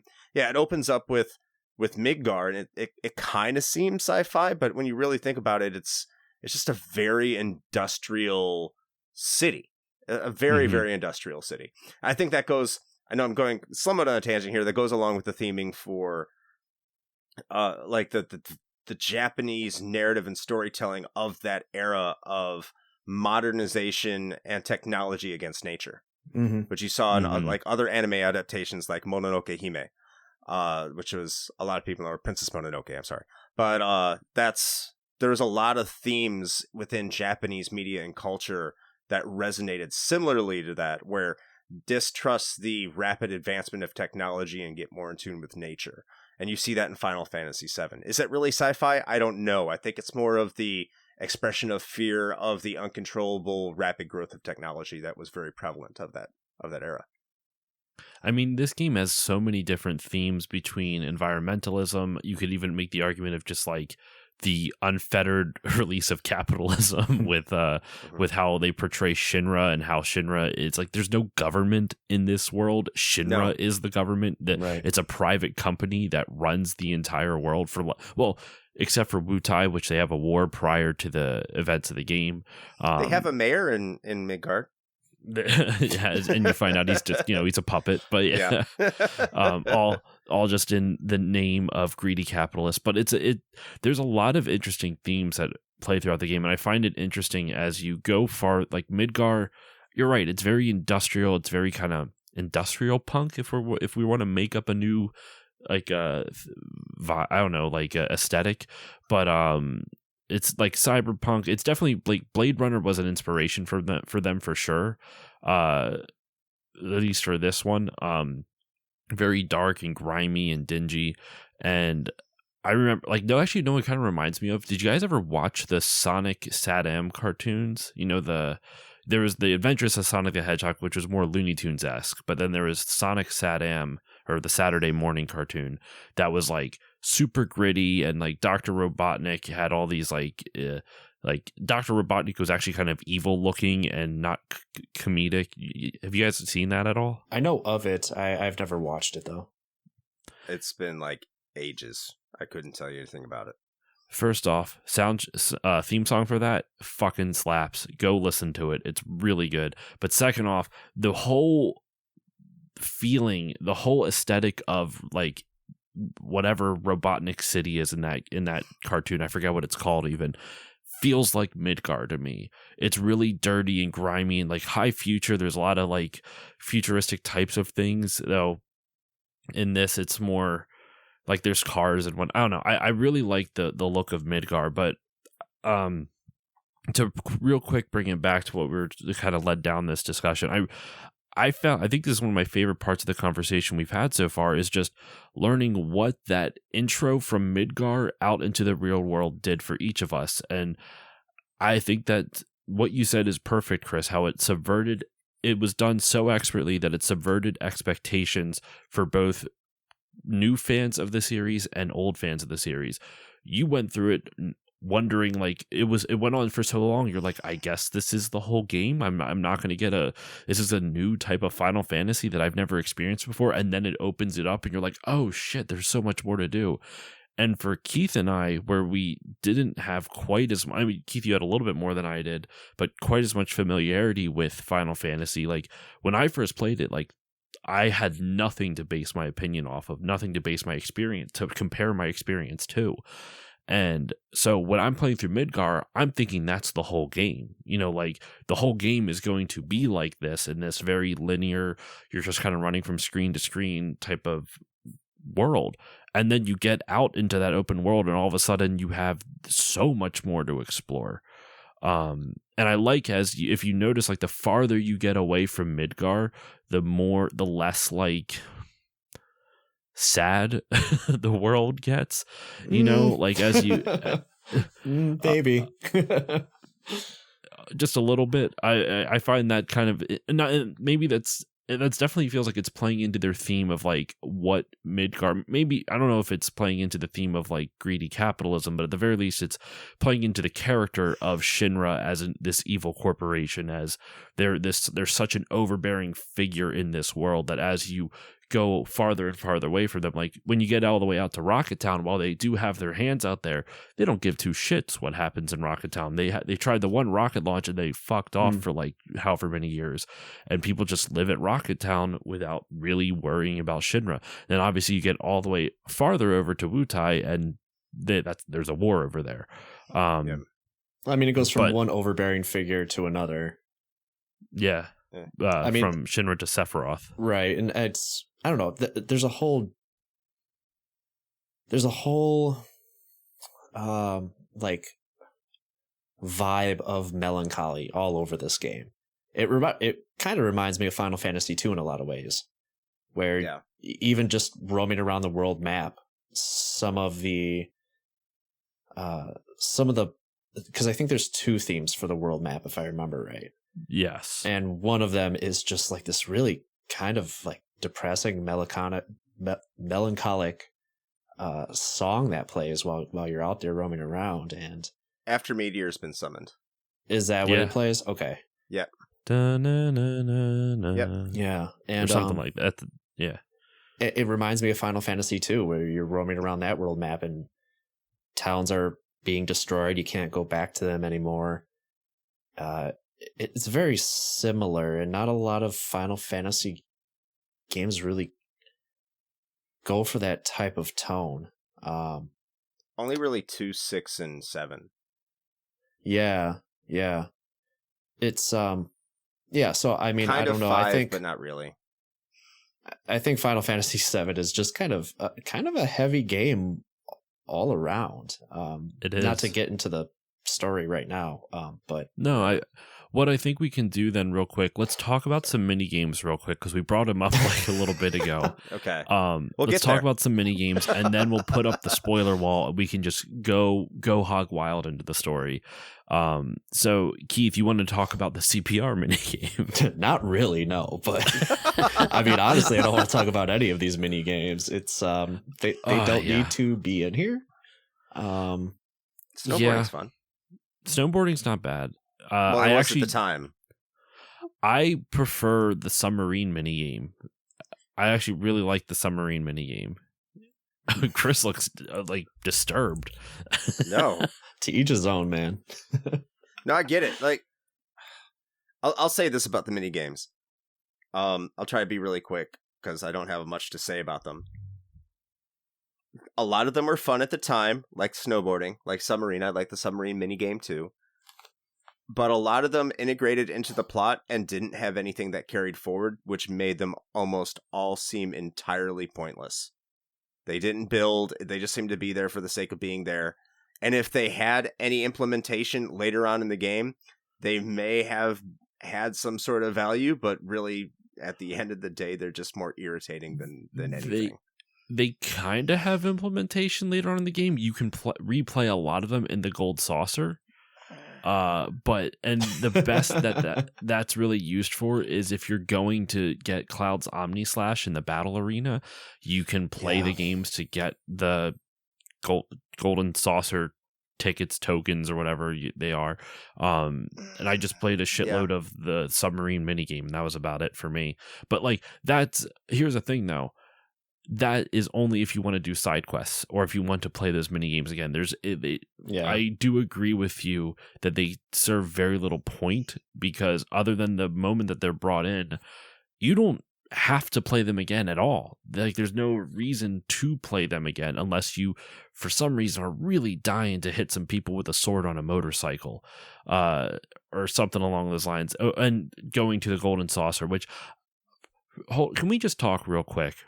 We'll finish off the minigame set in a second, but why the fuck is the only entrance to the biggest casino in the goddamn world a town that exploded like 5 years or however many years prior, like that, and never rebuilt? It's just this slum.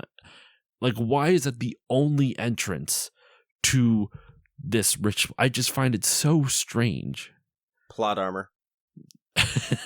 Well, I mean, if I think about Milwaukee, a lot of our attractions are in like Chicago, the worst parts of town. So I don't know. You have a point, but also like Miller Park is situated in like a really weird part of Milwaukee. So, but it would be like if we're since I'm near the Philly, or we'll go with like what's like a really like Detroit is a really rough city. It'd be like the entrance to Las Vegas. It's connected to Detroit. But Las Vegas is its own city. You know, it's its own separate entity. It's not like it's a single casino.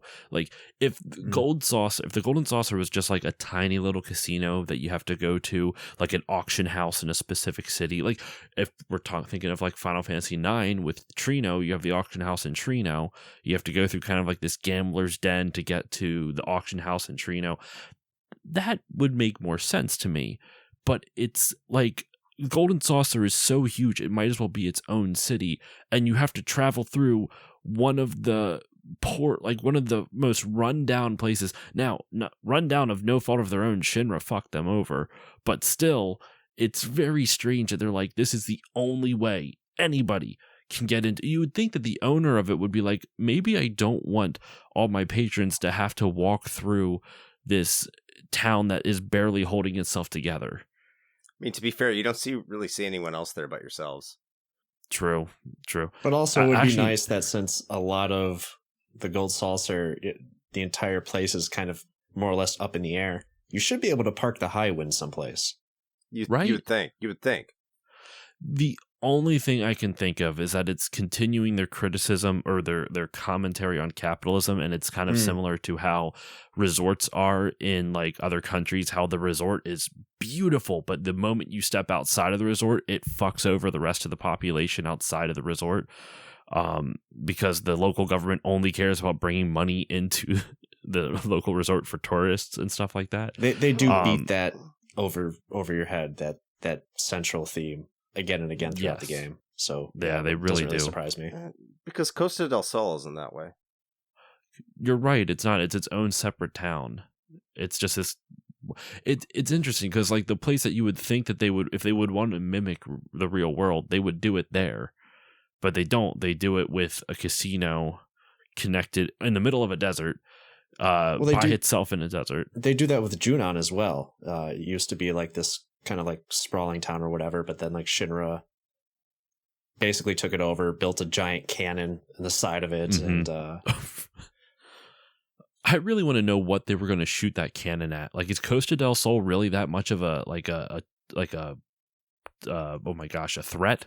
Like, what were they? What was that thing aiming at? It's conveniently aimed at the North Crater for plot reasons. No, don't they shoot that from Midgar to the North Crater? Yes. Oh yeah, you're right. Okay, yeah. They moved the whole thing from Junon. So when it's stationed at Junon, I don't know what they're aiming at. Wutai's not there. It would make more sense to put it in fucking Rocket Town, where that was at least within earshot of Wutai. I'm so confused by Shinra's logic in some of this, but yeah.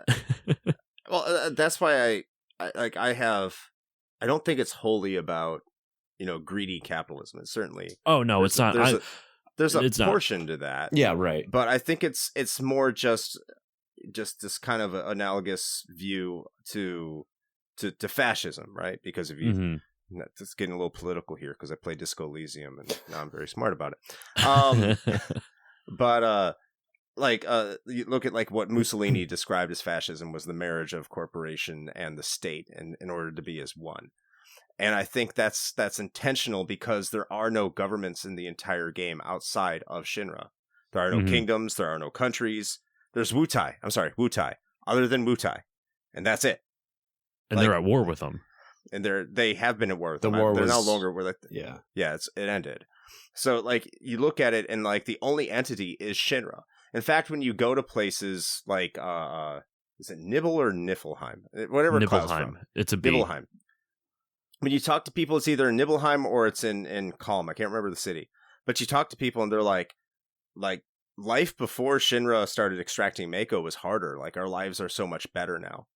And we don't know what we would do if we didn't have all the capabilities that we do have today. Of course, you could say if this is capitalism, it's like that's the middle class just enjoying what they are. And there's definitely parallels and arguments to be made there. But as a whole, what it's just saying is rapid industrialization, one corporation seizing too much power, and the corporation becoming the state itself and superseding anything that becomes a state, more along the lines of fascism as opposed to simply capitalism. It's just saying it's a part of it. I get what you're saying. Yeah. No, I think that is a much more accurate explanation. I was kind of more going along with a semi-joke, but semi-serious. I think you more accurately described what's happening in the game. Because especially the fact that I was making it sound like the game is painting everything to be bad, but they add a little nuance to it where, like, I think it's Calm is the town you're thinking of. Because when you go there, it's the first town you go to outside of Midgar. And they talk about how wonderful it is that like what Shinra's been able to do for them. And it's interesting because at some towns, they can't stand Shinra. Now, take Wutai out of it. Understandably, there's a war with that, there's this hatred for Shinra over there. But like the towns that are not at war with Shinra, there's like some towns love them, some towns hate them. When we get to the story elements, there's one town that is basically just a Shinra front. There's a whole lot to it. It's a lot more nuanced than I was making it out to be, but I think you bring up a good point. And I think this would be a good point to put up the spoiler wall Unless Keith, was there anything else with the mini games you want to talk about? Because they're, as we've said before, they're not that interesting, and we just kind of sidetracked off. So I wanted to make sure before we put up the spoiler wall and move on to the story that I gave you a chance to say anything else you wanted to with it.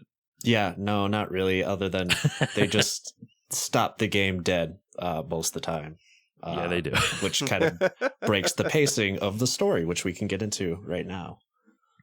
Yeah, so here's the spoiler wall. If you don't want to know anything about the story of Final Fantasy, or Final Fantasy VII, excuse me, I would stop here. I will say, at least for before you turn it off to play the game, the basic premise is that you I'm trying to like really surmise without giving it too much away.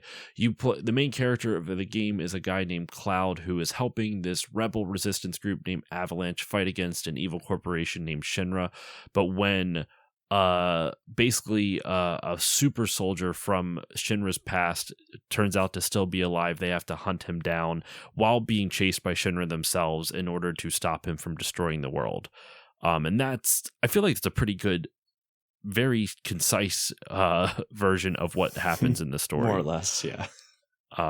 So there's a lot more to break down, but for all intents and purposes, that is the basic overlying plot of the game. So spoiler wall here, we're going to dive into the story. Oh man, there's so much to really talk about. I guess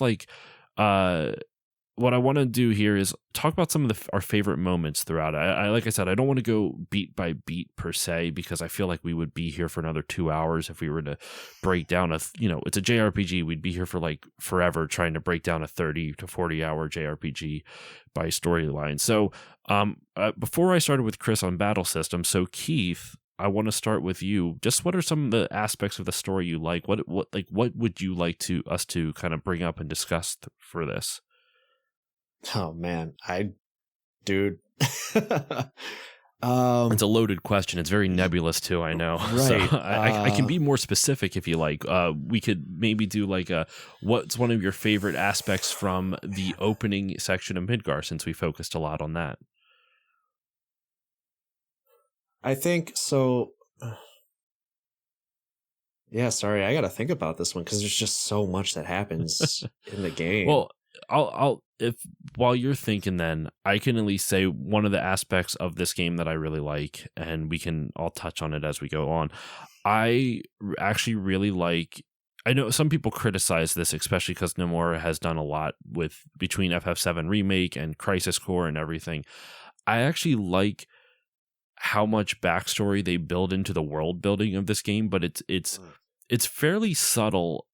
Unless you really dig around, like the moment that really stuck out to me is learning about Professor Gast. Like when you get up to the village, like Icicle Village, or I think it's what it is, Icicle Village up near the Northern Crater, up in the Northern Continent, you find a house that you can watch recordings of Professor Gast and kind of learn about the ancients and where Aerith comes from, and Falna, which is Aerith's mother, and you find out that Professor Gast is Aerith's father. And there was something like I remember seeing that on my first, maybe second playthrough, like years ago, but this time it just made a bigger impact on me for some reason, not necessarily emotionally, but it just surprised me with how much how much backstory is in this game without actually being shown on the surface. And so when they flesh that out more in Crisis Core and other, with the exception of Advent Children, because that was A, in the future, and B, its own thing. I've always really liked how much lore was in Final Fantasy VII's world, because like I recently played Final Fantasy VIII. I don't give a shit about the lore of that world. I love a lot of aspects. I said it in the episode. I know you guys have not heard the episode yet, but I love Final Fantasy VIII's world building, but the characters don't have backstories except for one shitty one, in my opinion. In this one, almost every character has a really interesting backstory, but it's kind of hidden away through various elements of side quests or just exploration in Final Fantasy VII. So when they started exploring it more with Crisis Core, now I never played Dirge of Cerberus, so maybe that ruined some elements of Vincent's, but I always really enjoyed it. So whether it was learning about like Lucretia and Vincent's tragic story about how Vincent being a former Turk and Lucretia was forced to give birth to Sephiroth, and all this like other crazy things, I just really enjoy how much there is in it, like detail in the world that you can easily miss, and it doesn't take away from the main story of Sephiroth wanting to destroy the world because he believes that's what his calling is to be. I just want to say I've kind of been laughing and also taking some digs at Final Fantasy VIII. I'm one of the defenders of Final Fantasy VIII, so I'm there with you guys, whoever's listening. I do like that game. But to piggyback off of what you said, Josh, that moment when you are in that village on the northern continent there, that comes right after the end of the first disc, if I remember correctly, after Aerith dies. Yes. And so you're just kind of learning all this stuff, after that whole, big moment. You're kind of getting some downtime. And that's the thing that I really kind of appreciate about this game, are the quieter moments.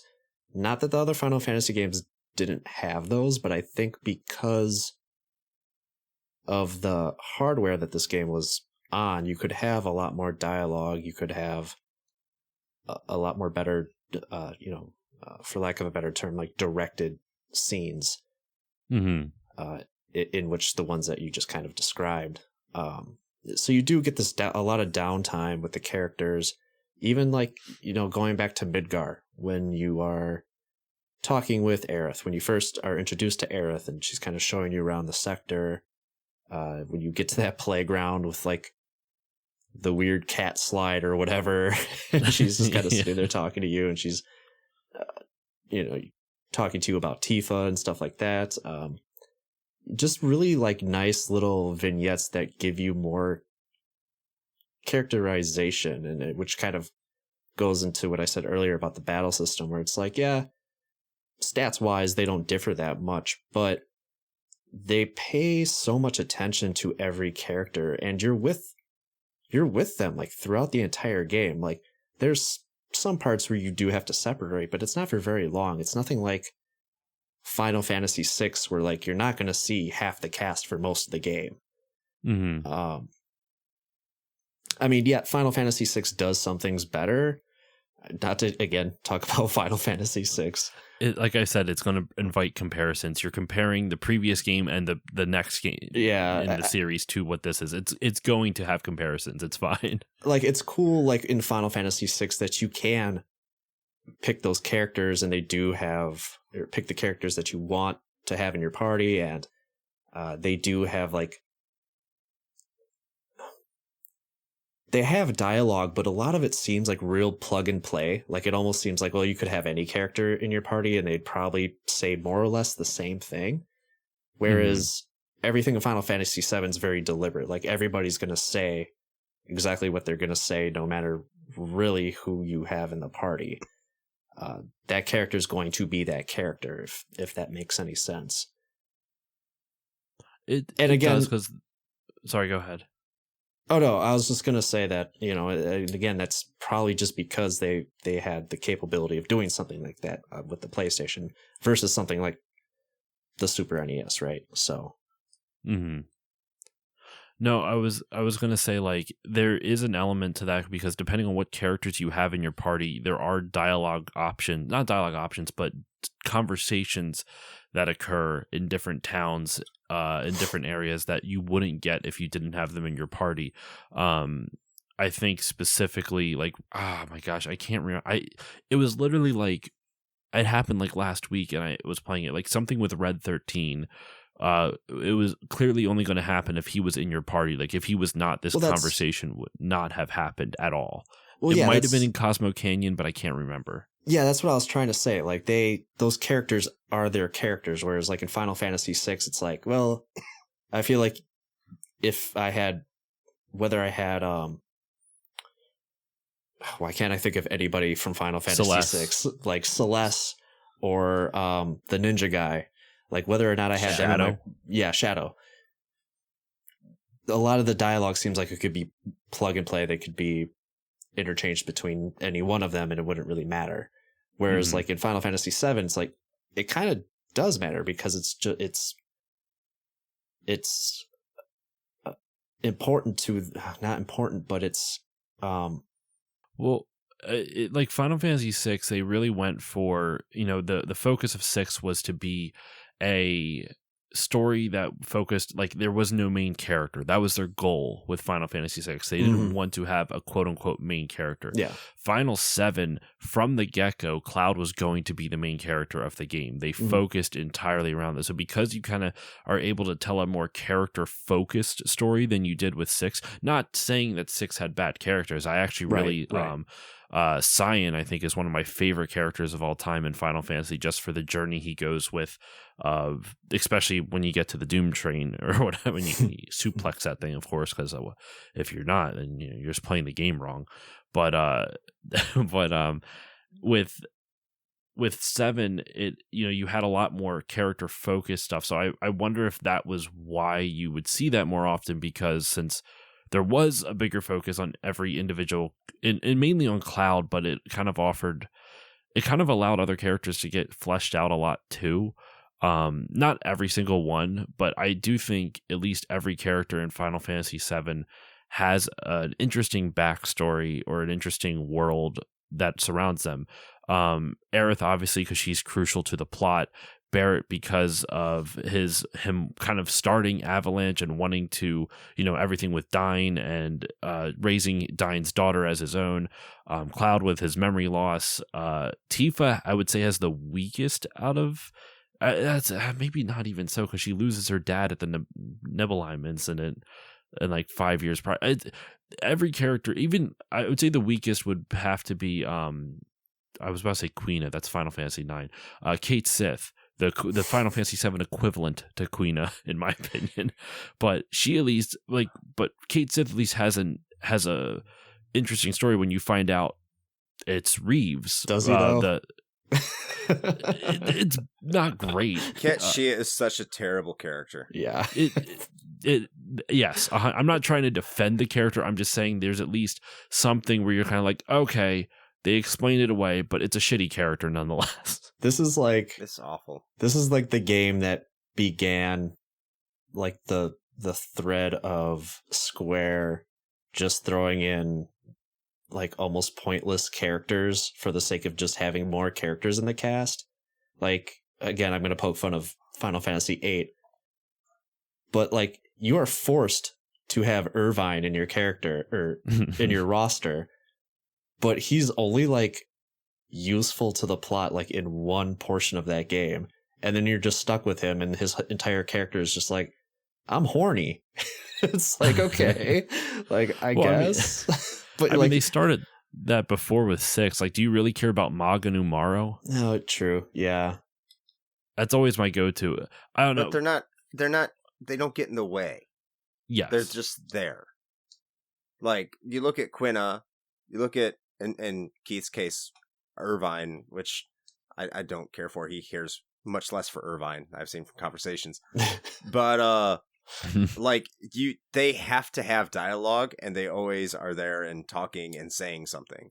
Whereas in 6, like Umaro and Mog, like they don't have anything because they're optional characters. Yeah, that's a good way of putting it. 7, the good thing about 7 is that I think the best character in the game is Yuffie, and she is an optional character. Really? Go in, because I hate Yuffie with a burning passion. Oh, okay. I did not play the 7 remake with that expanded her backstory, so I have no idea what they added to it. But based off the original game, I can't stand her. I think she is I just think she's a great character. One, because she has a goal in mind, whereas to steal materia, because she's trying to reclaim the greatness of her like town, of her country, of Wutai. So she's almost kind of a tragic character without being overtly tragic, and she just has an overall feeling of positivity that really resonated with me. I think one thing I didn't notice before is like when Aerith dies, the amount of emotion they have Yuffie showing in her character animation after that happens is one of the best of the entire group. Like she's genuinely emoting a sense that like she's genuinely sad, like genuinely crying, and that's not something I really saw from the other characters. I think the other characters are actually, with the exception of Red 13, like kind of nuts or terrible people. So Okay. I don't really care for them. I like Red 13 as a character. I think he has a fantastic arc. I just think it ends all too soon, and then you never hear from him again. Yeah. I think Sid has a great arc, but he's not a good person. He's a broken person. Tifa hides the fact that she knows that Cloud is probably nuts. She knows everything, and yet she keeps her mouth shut the entire game. And she's using him for her own ambitions and purposes. Because she's you have Barrett who's like he's essentially he is an eco-terrorist, not essentially, he is an eco-terrorist. Yeah, 100%. Who's very ideologically driven and doesn't really seem to care about the people he's hurting in order to obtain his objectives. And that goes for Tifa too. Tifa's right in there. Yeah, he loves his daughter. He's got his daughter. He loves his daughter, but fuck everybody else. And then Aerith also knows Cloud is not Cloud, but just plays along with it to her own devices. It's not really clear what Aerith knows and does not know. Well, she just likes Cloud because he reminds her of the guy that he's pretending to be. She knows. She knows. It says in the script. Because she asks him if he knows him, and it clearly states that she knows when people who are close to her die. Because when her mother died, she knows because the planet told her. Oh, yeah. Okay. She knew Zack was dead. She talked to Zack in the planet. She knew that something was up with Cloud. You cannot tell me otherwise. So again, she's using Cloud for her own devices. When my question would be, when did she talk to Zack in the planet? I agree that she knew, because it makes sense with it. But when did she find out it? Like I genuinely asking. I'm not asking rhetorically to be an asshole. They don't get specific, but like they clearly state that people that are close to Aerith, that she hides the voices and doesn't communicate to people. When she hears people who die contact her and talk to her, when the plant talks to her, she doesn't tell anybody that, because when she tells people that, they get upset, because her mother in Midgar got upset when she told her that her husband died. Not that her mother I think does talk to her, and she does talk about that, but like that's when she stopped talking to people about what the planet told her, because it upset other people. So when you know that, and you get to the fact that you're in that park right outside of Sector 7 on that cat slide, and she says, did you know like, essentially she asks him if he knew Zack. Yeah. She knows Zack is dead. She doesn't say he's dead. And the only way, why else would, you're supposed to infer at that point that she's asking him because he's in Soldier and that Zack was in Soldier, so they might know each other. But this is someone who has intimate knowledge about everything that happens within the life stream, and the game tells you that. Yeah, so she knows that something's fucked up with Cloud. Yeah, even just taking that conversation out with her, superpower, basically being able to speak with things that go into the life stream, which the life stream is essentially like where your spirit goes when you die. So if Zack is in the life stream, she's gonna know, and if he's there, she knows he's dead. So even just taking that conversation out and knowing just kind of the lore of Final Fantasy VII, the stuff around it, which they tell you in the game, then you would infer that she would know that Zack is dead. But also it doesn't help either that that Cloud is trying to be Zack. He's living this lie. So there's probably a lot of in his mannerisms and stuff like that that would also just really kind of trigger her. I agree, but my question would be, how much does the planet tell her? Because the only thing that I remember it clarifying in the game, in the dialogue, is that she knows when people die. how can she communicate? Like, is that you're right. She knows Zach's dead because she can feel it. It's been said in the script, or it's not even that she feel it. The planet tells her that Zach is dead. But does that also mean, like, why would that automatically, like, if that's all she knows is that Zach is dead, why would she automatically assume that Cloud is crazy? She knew to trigger Holy. But that was after the Temple of the Agents, wasn't it? It wasn't until later on.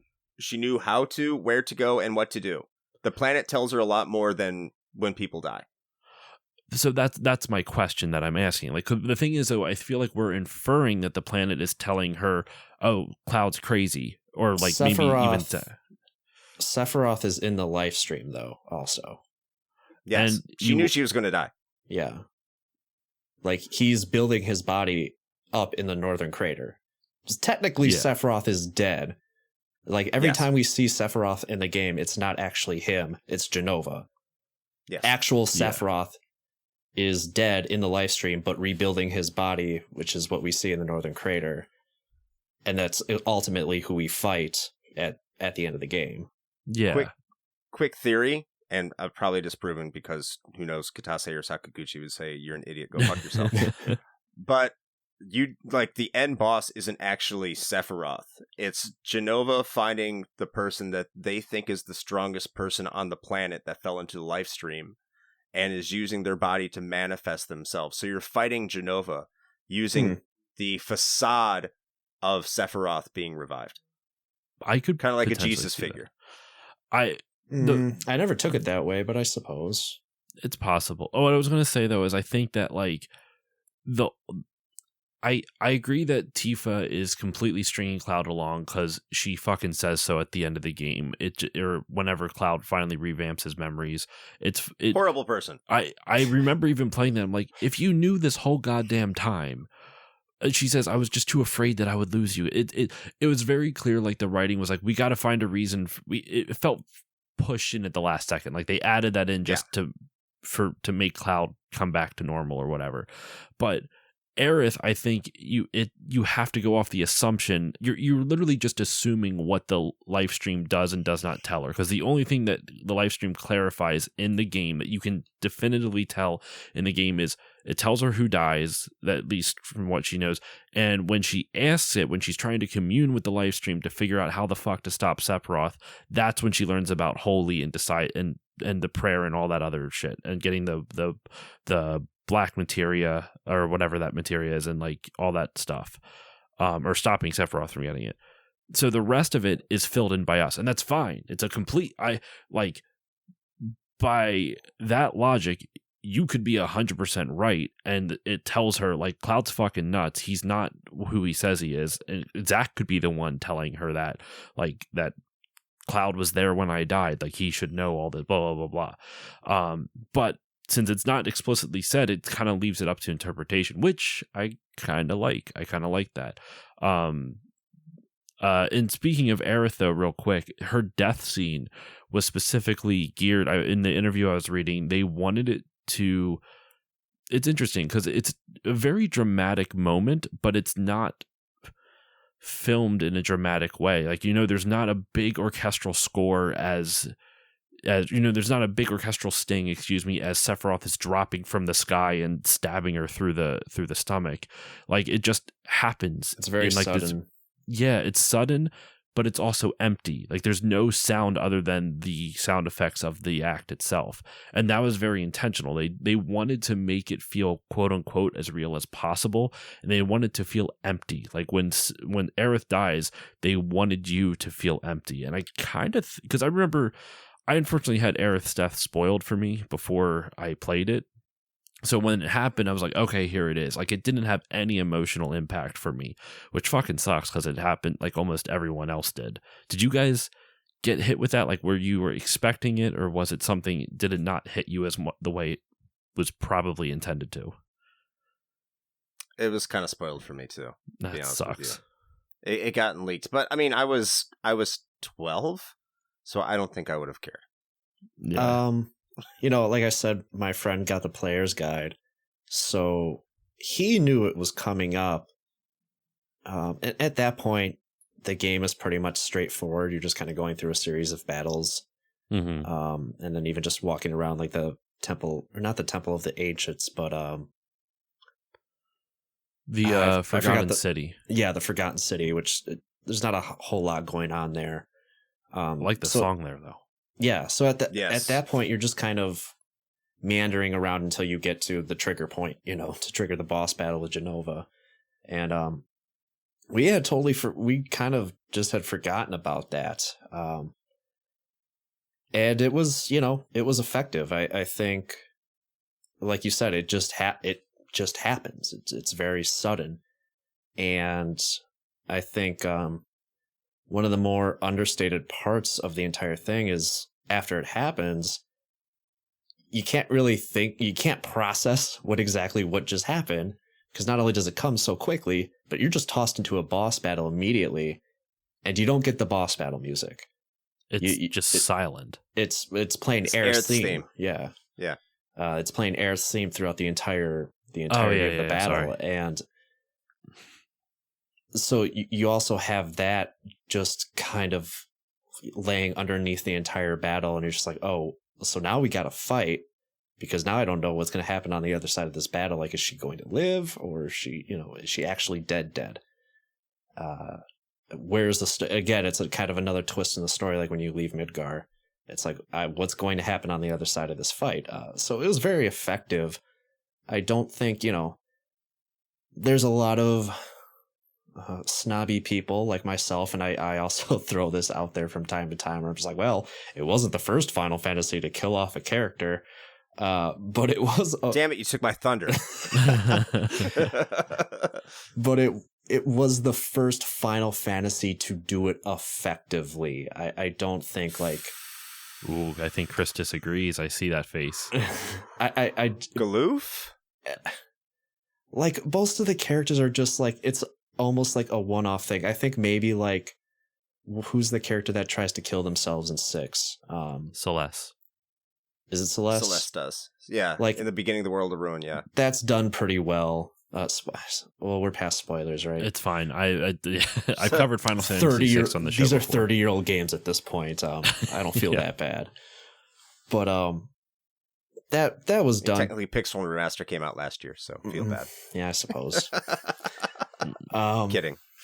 Again, I'm that snobby person, but well, I mean, it happened before with Ney in Phantasy Star 2, and it happened with Alyss in Phantasy Star 4. Well, I haven't played Phantasy Star 2 or 4, so thank you for that, Chris. But also, like you said at the beginning of the episode, forget. Chris, who was playing Phantasy Star at this point? Yeah, fucking nobody. So, and no one was playing Final Fantasy V either, because the fan translation wasn't out yet, so they didn't have Galoof. True. Yeah. Well, yeah, exactly. Like there wasn't. You couldn't play 2. You couldn't play 3. You couldn't play 5. And a lot of those games, they're just kind of like, especially the earlier Final Fantasy games, they're just kind of like, this guy got hit by a boulder. All right, let's go. It's just kind of like, all right. Oh no, Joseph died. His daughter will feel so bad. All right, on to the next town. Yeah, right. Well, and it's kind of it's kind of an unfair comparison, I suppose, because again of the hardware that Final Fantasy VII came out on, but it was effective, and I think just the way the shots were directed, the way everything happened so quickly, especially with the introduction of I think is that the first time you actually fight Jenova? No, you fight him on the you fight Jenova a couple times. Oh, prior to that, Junon. Okay, on the ship to Costa del Sol. Oh, right. Just the way the fight goes with the music underneath it, and then obviously the cutscene that plays after that. Yeah, I think it was very effective, and in my opinion, done better than the games that had came before. That's just my opinion. It really doesn't try to tell the player how to feel in the moment until maybe the boss battle after, where it has Aerith's song playing underneath it, because a lot of times in those moments you'll have this big sad song, this sweeping emotional orchestral feel to it to tell the audience this is how you need to feel. You need to feel sad in this moment. You need to feel, melancholy or whatever. But they don't. They allow you just to kind of like I said, they went for that realistic vibe and it just or the realistic feel, and they don't want the music to do the talking for them. They want the moment to speak for itself. And it clearly did, because even though it didn't affect me because it got spoiled for me, unfortunately, you go on almost any talking point on anywhere online and people who reminisce about this game talk about that scene. Same way fans of Final Fantasy VI talk about the opera scene. Like there is this reverence for it. In different ways. I'm not trying to compare the two in terms of impact, but but in each game there's that moment where people just revere it as like, this is the moment I was playing art. And opera scene always kind of felt like that for 6, and Aerith's death felt like that for 7. But Chris, did you have something you wanted to say? I don't know. Okay, sorry. I thought. Sorry. I was just gonna you brought up the opera scene. If we were talking about Final Fantasy VI, I get into that, but I'll emphasize on this with the Aerith death scene is that it was something that people here in the States on a wide margin, or North America or in the West, or whatever you want to say, and more of a mainstream appeal, saw a primary character die. Mm-hmm. Was it, as Keith said, is it the first time that had happened in an RPG? Hell, you go into JRPGs at that time, it was almost tropish, but no one was playing them. So this was really the first time that a mass audience got to experience a main character being lost permanently. Mm-hmm. Even because, like, there would be games, I can't know off the top of my head, but Suikoden is a good example, where, I guess, like I said, spoilers for everything now, so, haha. Gremio dies in Suikoden, which is the main character's like best bud. You could probably infer they're lovers, depending on how you interpret it. But you can bring Gremio back. In fact, if you need to bring Gremio back in order to have a good save transfer over to Suikoden 2 and play as both of them. So the fact that they stick to their guns, even with Final Fantasy IV, is criminally bad at doing this, where you had Palom and Porom sacrifice themselves and turn to stone, which is a fantastic scene, delivered perfectly. And then they come back to life later in the game. Sid says that in Final Fantasy IV, says that he blows himself up with dynamite, and then you find him in a bed like 2 scenes later. Rydia dies and comes back in your party as an adult. Like, Final Fantasy IV is terrible about it. Well, but it's the first time like people really had to take it seriously. Wasn't an old man, was a younger person, was a member of your party that if you had not known any better, you'd expect to take to the end of the game based off other games that you had even played. Even mainstream JRPGs that had made it to the United States that people did play, you really didn't see anything like that. Yeah, and your episode on 8 isn't out yet, so I don't know if you talk about it, but they very much try to subvert your expectations in 8, but then immediately take it back. You think Squall is going to die when he gets that giant icicle shoved through his chest. Yeah. And then the next scene, he's just like back at school and he just gets up. He's like, man, my head hurts. And it's like, okay. Like, I mean, some theories say he did die. So yeah, we actually talk a little bit about that in that episode too.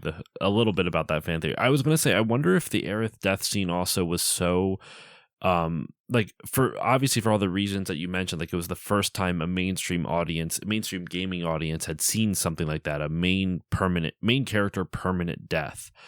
I also wonder, because America is more religious than Japan, if like Aerith kind of has a little bit of a Christ allegory going with praying to like the planet, the life stream with holy, and then dying, and her last thing is what's supposed to save the planet, quote unquote. It doesn't. I'm always kind of confused. I don't think it actually does, from what I remember from the end. I'm very confused by the ending of the game sometimes. Actually, I love the ending for that fact. Same. Finish your thought. Yeah. Same. We'll get into the ending then in a little bit, because we are running along on time. But I wonder if that. So we'll get into the ending right after this then. But I wonder if Aerith's death also had a little bit more weight to it because of the religious element in North America. Like, there's a lot more Christians in North America than there are in Japan. So I wonder if I grew up a religious kid myself, so I don't know if it was ever really a conscious thing or maybe a subconscious thing, but I wonder if that aided it.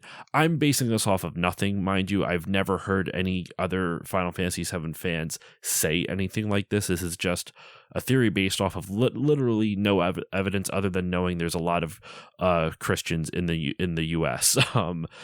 A lot of religious people. So I don't know if that's a thing. What do you guys think of that? I'm not really dying on this hill. I'm just more curious what you think about that.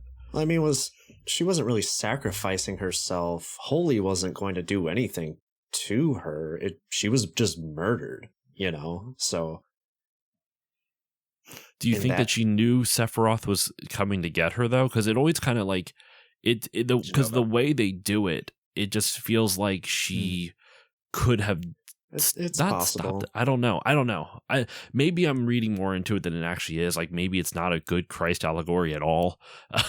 Because like, I think what you said, Keith, kind of put it on there, hit the nail on the proverbial cross, as it were.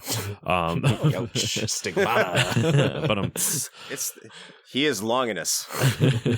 But like, maybe it's not the best of a Christ allegory, because it just, like you said, she didn't do this knowing she would die, or at least at the very least, it's debatable she did this. Perhaps she just didn't know when it was coming. Who knows? I don't know. Did you have thoughts, Chris? I think she knew she was going to die. You do? I think that was kind of telegraphed, like retrospectively after the fact. The fact that she separates from the group, that she goes on her own, she doesn't tell anybody where she's going or what she's going to do. I think there's in her mind that there's the anticipation that Jenova, presenting themselves as Sephiroth is going to kill her. Because remember, Jenova kills her. Sephiroth does not kill her. No. Yeah. Because Sephiroth's dead. I know that's just for simplicity. Yeah, because sorry, real quick, she references it in the forest or whatever when she's talking to Cloud, like in between the fossil site and going to the Forbidden City. Oh, right. There's that she references like I have to go now, Cloud. Like, I'm not going to see you again or whatever. Yeah, essentially, more or less. So I do think she sacrifices herself. Is there a Christ-like angle to it? I don't know. I don't think so. Remember, this game was made when Sakaguchi, a lot of the plot that he wrote was because he was grieving his lost mother. Mm-hmm. So that could be more of comparison to that Aerith is Sakaguchi's mother in that aspect, and he's grieving her. Maybe, I don't know what's going on. That would make more sense. Yeah, something that's been a part of your whole life is suddenly ripped away from you, and now you have to deal with the aftermath. Yes. It's well chronicled that he went into this game with the mindset of how to deal with grief because of that loss. So I think that has more to do with it than being a Christ-like figure. Now, how North Americans interpreted it, because we are more Christian than Japan. Maybe I'm not sure what's the majority religion there, like Shinto or Buddhist, something like that. Yeah, mostly secular. But if they practice Shinto or Buddhist, I don't know how they really feel towards death, especially in that culture. I haven't really looked at it too much. I know there's a lot of respect towards ancestors, but like in the immediate sense, not too certain. But a Christ-like figure, I wouldn't say that, because she doesn't really return. She kind of does, but you can kind of flip it on the head and kind of go back to Jenova, and just how like, I don't know, like, kind of bullshit theology here. Dollar store theology. You can almost say like Sephiroth is like the dark side of Christianity, if you want to go down that route. I mean, that would, where JRPGs love to kill God. They do. But Sephiroth is like Jesus, Jenova is God, and then the life stream is the Holy Spirit, and that's what you're fighting in the final boss, is kind of the amalgamation of all those three things coming together, and being like kind of like the Trinity or whatever. I don't know. I think it's something I like to think about, because I still think Sephiroth is dead. So how is this manifesting and representing itself and all those things coming together? But the live stream is obviously much bigger than that, because Aerith is in there. And of course, when you get to the ending, I know we're going to get there. We can go to the ending. Aerith. It's fine. Okay. But like Aerith does flash before like the final conclusion, and however you interpret it, and I'll let I'm sure you'll get into that, but however you interpret it, Aerith does present herself as that figure before you see like what happens in the aftermath. I think for the ending, what I was alluding to before that I was so confused by is, the whole wind up to the ending is, you're going to go to the North Crater, you're going to fight Sephiroth, or as we know, Jenova. Now, I don't remember, it might have been Final Fantasy VII superfan Colby from the Switch It Up podcast, but I think it was either him who told me this or someone did, like, Sephiroth's body that you see in like the ice at the Northern Crater is the same body that fell in, like, because in the Nibelheim incident, where Zack and basically Tifa's dad gets murdered by Sephiroth. Sephiroth burns down the whole town of Nibelheim. He doesn't fatally wound Zack, but he wounds Zack enough to make him pass out. Cloud is the one that ends up killing Sephiroth, but he also gets quote unquote killing, but he also gets pretty he gets wounded pretty badly too, and he flings Sephiroth into the Mako reactor down this long shaft straight out of something out of Star Wars. So the theory is, I don't know if this is actually a theory or this is what happened, so feel free to correct me if I'm wrong, but he goes into the life stream there because the Mako reactor is directly tapping into the life stream, and his body, just like Cloud did when Cloud fell into the life stream and washed up at Mideel, Sephiroth's body fell into the life stream and washed up at the North Shore, and that's where he's frozen in ice or whatever the fuck is up there. And in the Nibelheim incident, which I guess we should at least address because it is pretty much it's the entirety of what Crisis Core is, and it's the inciting incident for almost everything that occurs in Final Fantasy VII.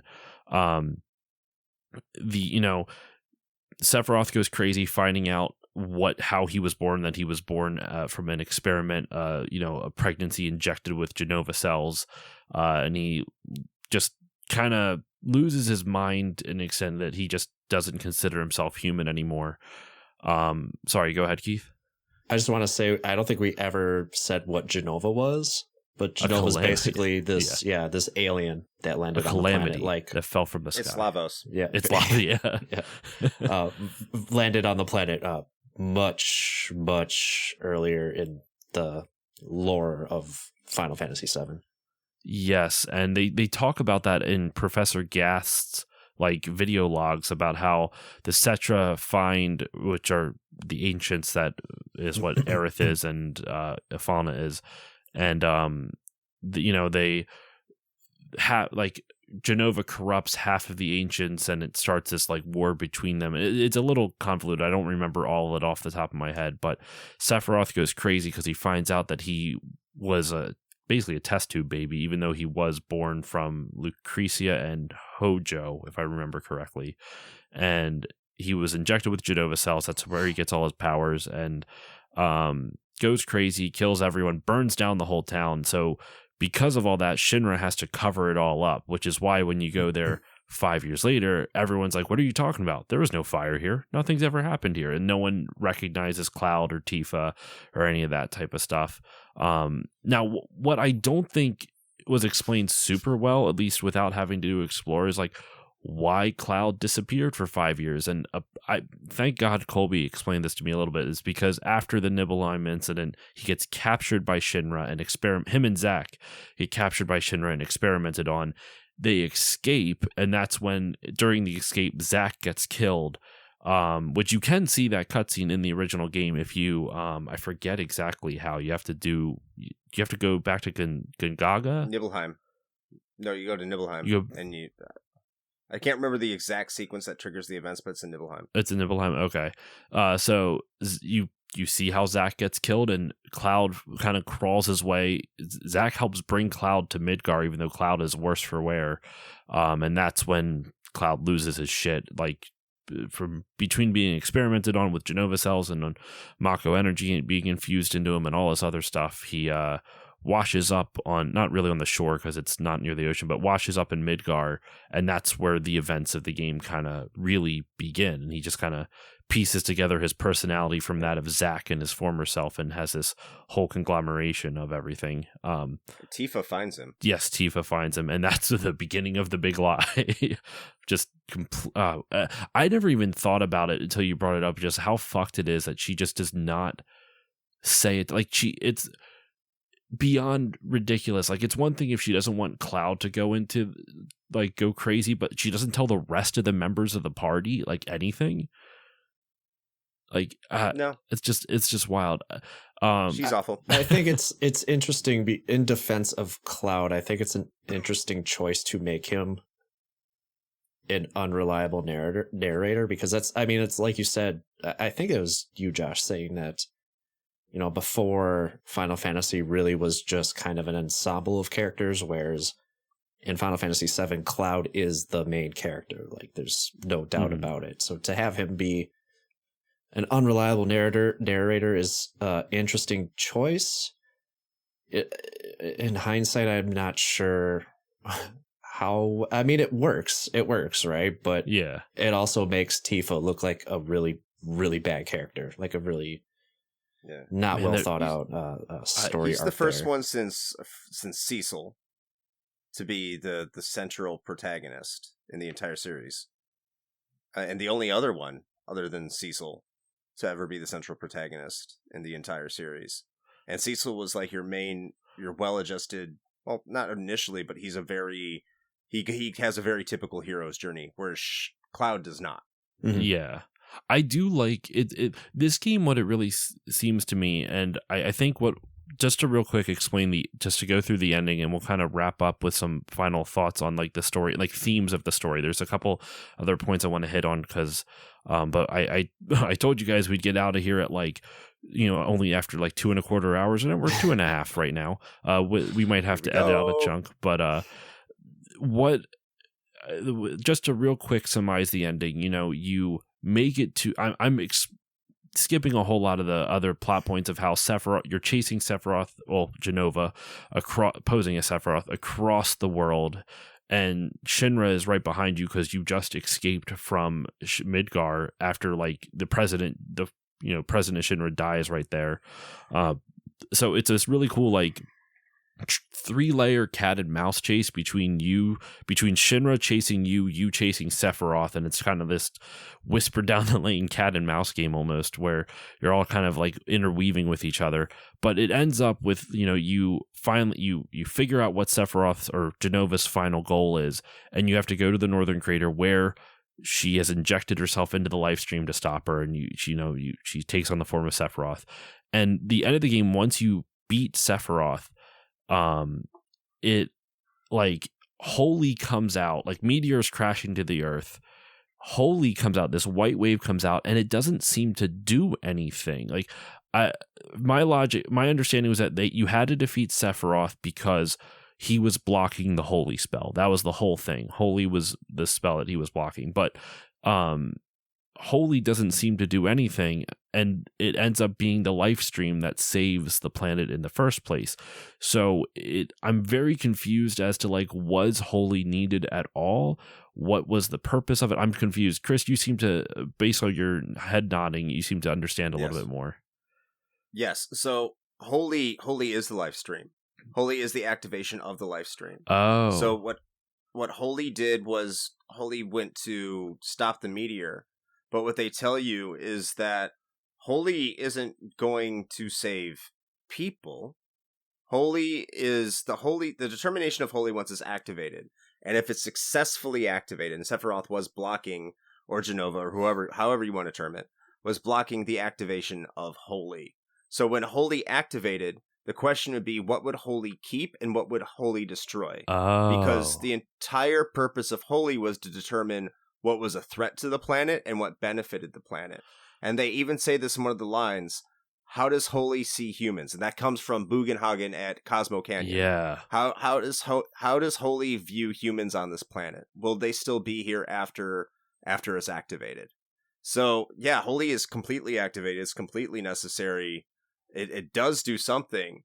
And I think the original ending of Final Fantasy VII is a lot more effective in explaining that.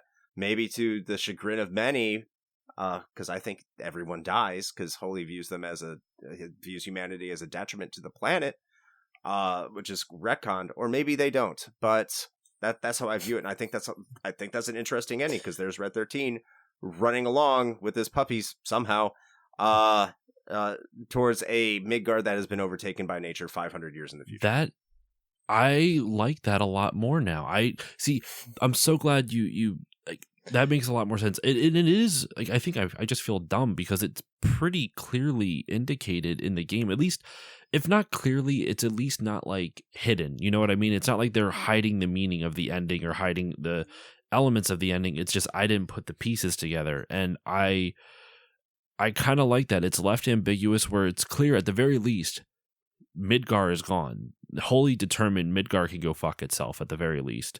Who knows about the rest of the planet? Because you see Red, which also makes sense because his people have always been like Cosmo Canyon. That whole area has always been in tune more with the life force and trying to preserve the planet. So it would make sense that anything that happens there has a better chance of being preserved, whether it's human or otherwise.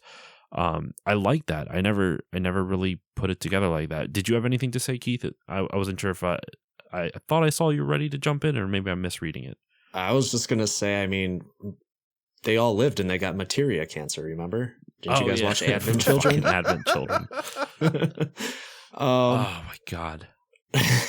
Materia cancer. So no, I really like the open-endedness of the ending. Again, it fits with that melancholic tone of the entire game where it's like it's kind of written like what Chris said. It's kind of written on the walls like what's going to happen, but did it happen?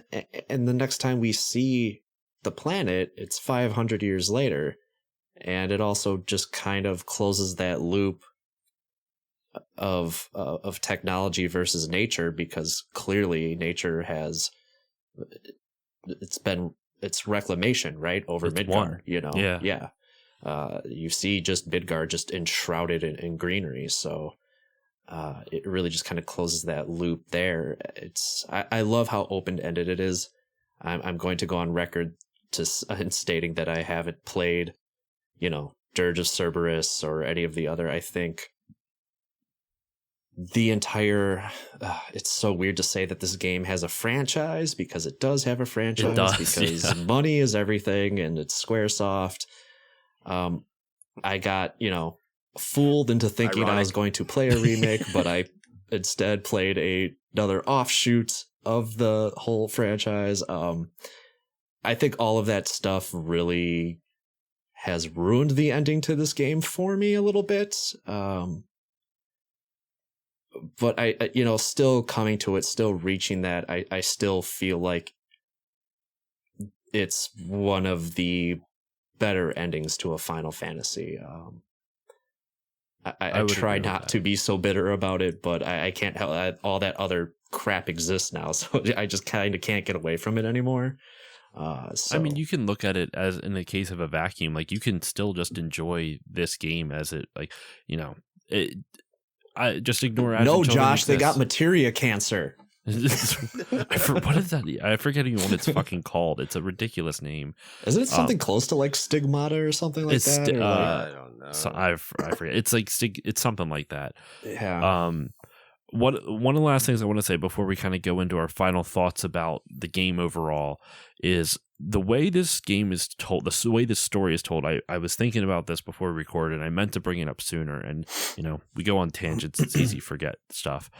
That's awesome. And if we really wanted to, there'd be so much more. Like we could go, like there's so much to talk about each character's individual backstory. But like I said, we're over 2.5 hours now. We would be here for so much longer talking about all the different backstories. So what I want to say is this before we wrap up and give our final thoughts is the way this story is told. I think one of the reasons this game lends itself to unfortunately, ironically, to the message of the game, lends itself to more sequelizations and like sequels and prequels and any kind of equals that you can think of, is because the way it's told is that if you think about how most stories are told in like a 3-act or 4-act structure, you have, like the beginning, the rising action, the climax, and then the conclusion. This game begins in the rising action. All of the important shit that happens to all the characters for the reason they are as fucked up as they are, or the way they are, or how they are the way they are, and all that other stuff happens prior to the game, happens in Crisis Core, happens, and all, like, it's told through flashbacks. Some gameplay, I don't think there's even really any gameplay moments that you play in flashbacks, really, except for the Nibelheim incident, which is the inciting incident for everything. Like, you don't even see the inciting incident for everything that happens in Final Fantasy VII. You start midway through after Cloud loses his shit, after the creation of, not the creation, but like the birth of crazy Sephiroth. Like, everything that makes this story happens at minimum 5 years prior to the events of the game. So you're starting in the middle of the rising action of this overarching story of how Sephiroth was created and Jenova falling from, like, even if Jenova falling from the sky is just a backdrop, but just starting from Sephiroth alone, like, there's so much story that happens to Vincent, to Barrett, to Tifa, to Red, to Yuffie with the whole war with Wutai. Like, there's all this stuff that happens well before the game begins. So you're starting in the middle of the game and in the middle of the story. You're starting in the rising action, and the climax obviously is defeating Sephiroth, and then the conclusion, or Sephiroth / Jenova, and the conclusion is the planet saving itself. But you're starting in the rising action. The intro, the beginning, you could maybe argue would be the Nibelheim incident, but you don't start there in the game. You start 5 years after that. A lot of other Final Fantasies, while there is backstory, it's most like the inciting incident for almost everything happens at the beginning of the game. For the most part, there are some, like, I'm not saying it's exactly at the beginning, but I feel like this one, if other games start in the middle of the rising action, this one starts even farther into it, if that makes sense. Like, there's a lot more that's not covered in the game that happens in the backstory than other Final, like, I'm thinking strictly between Final 8 and 9 right now, just because those are the ones I've played for this series. This one starts so far into the game's overarching story that it lends itself to have a lot of abilities or a lot of leeway with its prequels, if that makes sense. I think the plot's a mess. I think this is a good segue into our final thoughts. The plot's a mess. Go for it. I mean, how do I put my final thoughts on Final Fantasy VII? Is the plot a mess because the plot is a mess, or is it because of the localization? I don't know, because the localization is the plot we got. So True. I have to, I mean, it is what it is, and they haven't retranslated it, and every single time they do, they retcon it so it can sell more copies of Advent Children and Crisis Core. Mm-hmm. So who the fuck am I to know at this point, right? But generally speaking, I think the plot's a mess. Is that the most important part of this game, though? I don't think so. I think this is in an era of RPGs that you can get by and you can have a good time. I used to hate this game. I've always kind of talked shit about this game. Sometimes it gets lower in my opinion, sometimes higher in my opinion. The further I get, the closer I get. I don't know. I'm as reliable in my opinion of Final Fantasy VII as I am about the cleanliness of my underwear given points of the day. But I will say this about Final Fantasy VII. It is a game that, if you're a fan of RPGs, especially JRPGs, you need to go play it and just see what all the hype is about and get your own feelings and own thoughts about it. The gameplay is probably the fastest of the PS1 games. It does have a very customizable system that probably would appeal to more Western audiences. Its plot's dumb, but it's not as just utterly dumb as Final Fantasy VIII's. Its characters do have some development points that have some really high highs if you don't look too deep into it, like me, because don't do that because you might ruin it. Just kind of enjoy the ride, and Final Fantasy VII is a ride, and enjoy it in its singularity. And it is a good game. I'm not going to sit here and shit on it. I can't. It's given me too many good memories. I've gotten over the fact of being an irrational, angry teenager at everyone who I thought stole my niche from me, because that's not what they did. But it is a solid game. It probably sits somewhere within my top 5 of Final Fantasies. Oh, okay. Given my feeling, I mean, there's yeah, I would say the probably somewhere in my top 5. It's solid, and you should give it a look. Keith, what about you? Do you have any final thoughts to add to it? This game is so good that they're scared to remake it. Nicely said. Yeah, I mean, I hope I didn't sound that biased coming in here. You know, I thought you were very measured, in all honesty. I was expecting like this fountain of just nostalgia to spring out, and I felt like all of us were very measured in our responses. You know, as I've played this, as I've gotten older, obviously I've kind of started to see it more for what it is. You know, one of the things that I forgot to bring up when we were talking about the art direction and just how inconsistent the graphics are. And that's also kind of like a huge sticking point for me. And I'm sure a lot of others will also see that as well and be like, well, here are these blocky sprites, and then into the battle transitions, and you've got like these more smoother, looking polygonal models, and the FMVs look completely different as well. But I won't get into all of that. I actually didn't hate that. Sorry, you were talking about like the arts direction. You wanted to bring it up before. I wanted to bring this up before too. Like the way, as a kid, when I first played it, I always thought about it like, well, the reason it's more detailed because you are in a battle. You're seeing a close-up version of the battle. Like when you're running around as a chibi cloud or whatever the characters are, it's not going to be as detailed because you're not up and in the nitty-gritty of the battle. When you get closer, things become more clearer and you can see things in better detail. So if the battle when you get into a battle and you're up closer, no wonder it's, you know, in more detail. For some reason that was just a logic I gave in my head. I don't think that was intended. It was just a logic I gave to myself, or whatever. Well, yeah, when the game was brand spanking new, it's not something you really thought about a lot or gave much thought to. At least I didn't, you know, just like you. But as I've gotten older, and it's kind of like just a general point of view in which I think a lot of the general public now look at older video games, especially these early, you know, 32-bit, you know, or 64-bit or whatever, the early, you know, PlayStation and 64 games and stuff like that. They were kind of rough. But, you know, again, nobody really knew what they were doing yet. In a lot of ways, I think sometimes some of the models kind of look a little. You know what? I won't go to that hot take. Never mind. I'm going to drop that thought. But, yeah, as I just see it for what it is. Is it the best Final Fantasy game? No, not really. No, I agree. Is it my favorite? Yes, absolutely. And that doesn't bother me at all. I think a lot of people will say, especially a lot of the Final Fantasy fans will say that this game is overrated. I don't think it's overrated, especially for a lot of the reasons that we talked about at the beginning of this episode. I think it's incredibly important for what it did at the time.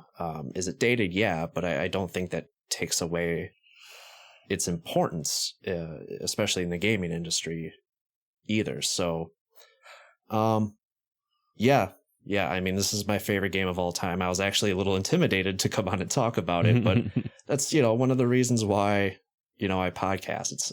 This is one of those games I look forward to talking about. And like you said earlier, I mean, we could probably go another 3 hours and keep talking about it because we've barely scratched the surface. So barely. That's the crazy part. We're clocking it at almost 3 hours, give or take a little bit, because there's going to be some editing, but like there's so much more we could go into. I feel like there's a reason why when you see people cover this, they're like multi-part, like 7, 8, 30 hour. Like Keith, you were recommending to me. What's the dude's name? Can you say what it is? The dude, the journal, video series on the localization you were talking about. now his name is escaping me as well. The document, it's basically a documentary in the style of like Legends of Localization, the same thing they did with like Zelda and Earthbound and Super Mario Brothers. It's called Let's Mosey. It's like this 25 part, like 20-hour documentary on the localization of Final Fantasy VII. Man, the Tim Rogers. Tim Rogers, thank you. Yes, it's by Tim Rogers, and I think his initial when he initially started the project, he wasn't going to do like 25 to 30 episodes, but he ended up basically breaking down the entire game's localization, and there's just so much nuance that's missed in the localization just because it was basically done at the 0 hour by like one guy. So yeah, I was reading a bit about it. It's very slapdash, unfortunately, but that's the case, unfortunately, with a lot of older JRPGs because it wasn't. Anyway, that's a whole nother rabbit hole we could go down. Yeah. But this game it warrants so much conversation, not only because of the themes that it offers, whether it's talking about fascism, like Chris was talking about before, or environmentalism, like we mentioned at the beginning. Like, there's a lot of different, like, you could break down the story and themes of this into a lot of interest. You could have a lot of interesting conversations just about what the message this game is trying to convey. That's one aspect. Then there's a whole other conversation about the depth and detail of the battle system, the materia system, and all the mini games. And then, well, mini games maybe not so much, but at least the materia system. And then all the different character backstories. And there's just so much more that we could talk about with this. But for myself, this game is definitely not my favorite Final Fantasy, but it is definitely the most important one to me on a personal level, just because it got me into the series. It's really worth playing, and I will push back slightly without going into a lot of detail on what Chris said where the plot's dumb. I think the plot itself is good, just executed somewhat poorly.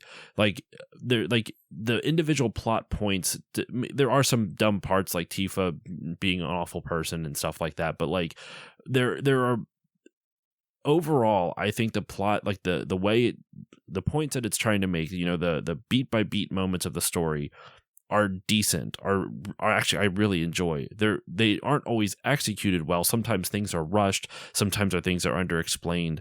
And I talked about this in the Final 9 episode, where like with the exception of the surprise hidden final boss in Final 9, like Zidane's story that is very rushed at the end of the game, like Zidane's sudden character twist and arc. I think the actual beat by beat elements of it are really strong. It's just not earned. It feels very rushed and it's told poorly. And likewise, there's elements in Final Fantasy VII where, like, I feel like Midgar is a really well-paced segment of the game. Like, you have this slow build-up of learning what Shinra is, who Sephiroth is, and then after that, it's a little bit more hodgepodge. There's some areas of the game that are really strong and other areas that feels like, oh shit, like we got to go do something here now. Like, as much as I like Rocket Town, that's not really fleshed out all that much. It kind of feels, even though it's not superfluous to the story, it feels superfluous in gameplay because you don't need to spend a lot of time there. So stuff like there's moments like that. So I think the plot and overall story is decent. It's just not always executed as well as it probably could have been.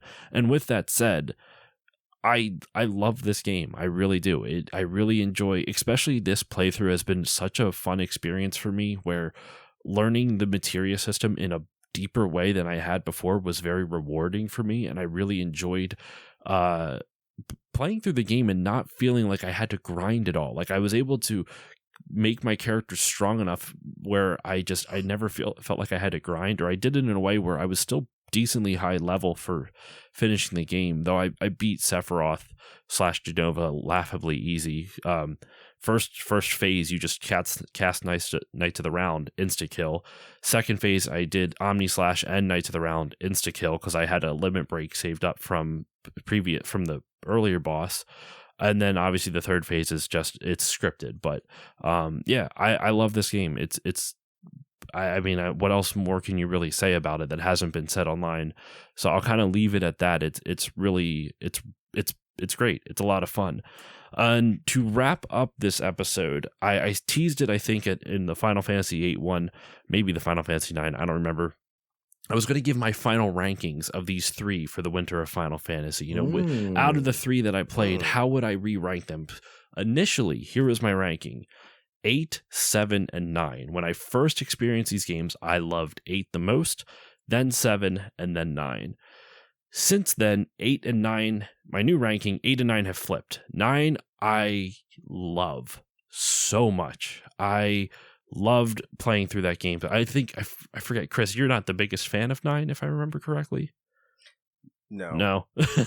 I think I've equated it to a saltine cracker. Yes, you did. And then that led to a whole Discord discussion of like which Final Fantasies are which types of snacks. Yes.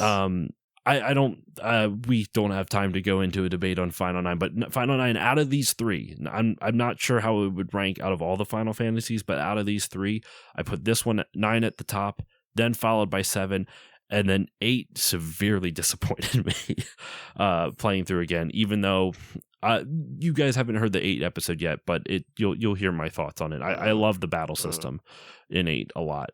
But anyway, I think we have to wrap this up. We're closing in on 3 hours. Keith, Chris, thank you so much for joining me. I feel like I loved this last episode for the Winter of Final Fantasy. It was a lot less structured than the others, but I feel like our conversation covered a lot of good points throughout the entirety of this game. So thank you sincerely, both of you, for joining me. Where can the good people find you online? Chris, we will start with you. Shout out what you got going on and let the people know where to find it. So once again, thank you so much for having me on, Josh. It's always a pleasure being on the Still Loading podcast.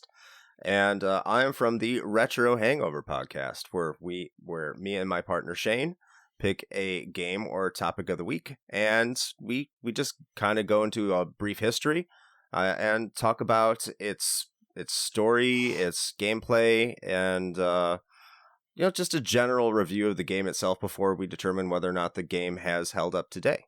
And we cover games that are 10 plus years old. And then on every other week, we do a top 5 show where our lovely patrons throw wild subjects at us. And then they determine what our top 5 is going to be for that week. And that's called The Flight. So go ahead and check us out. And also, I need to thank both of you for being part of the King of Games 92, which is going on our Patreon right you now. Don't say. And I know, yeah. But if you don't want to be in our Patreon, that's fine. Understand, everyone has their financial restraints. That's going to be available to everybody starting somewhere around April or so. But thank you, Josh and Keith, for being part of that. And you guys are great. And it's a pleasure doing an episode with each of you. So thank you. Thank you, Keith. What do you got? What do you want to shout out? What do you want to let the good people know about what's going over on in your stuff?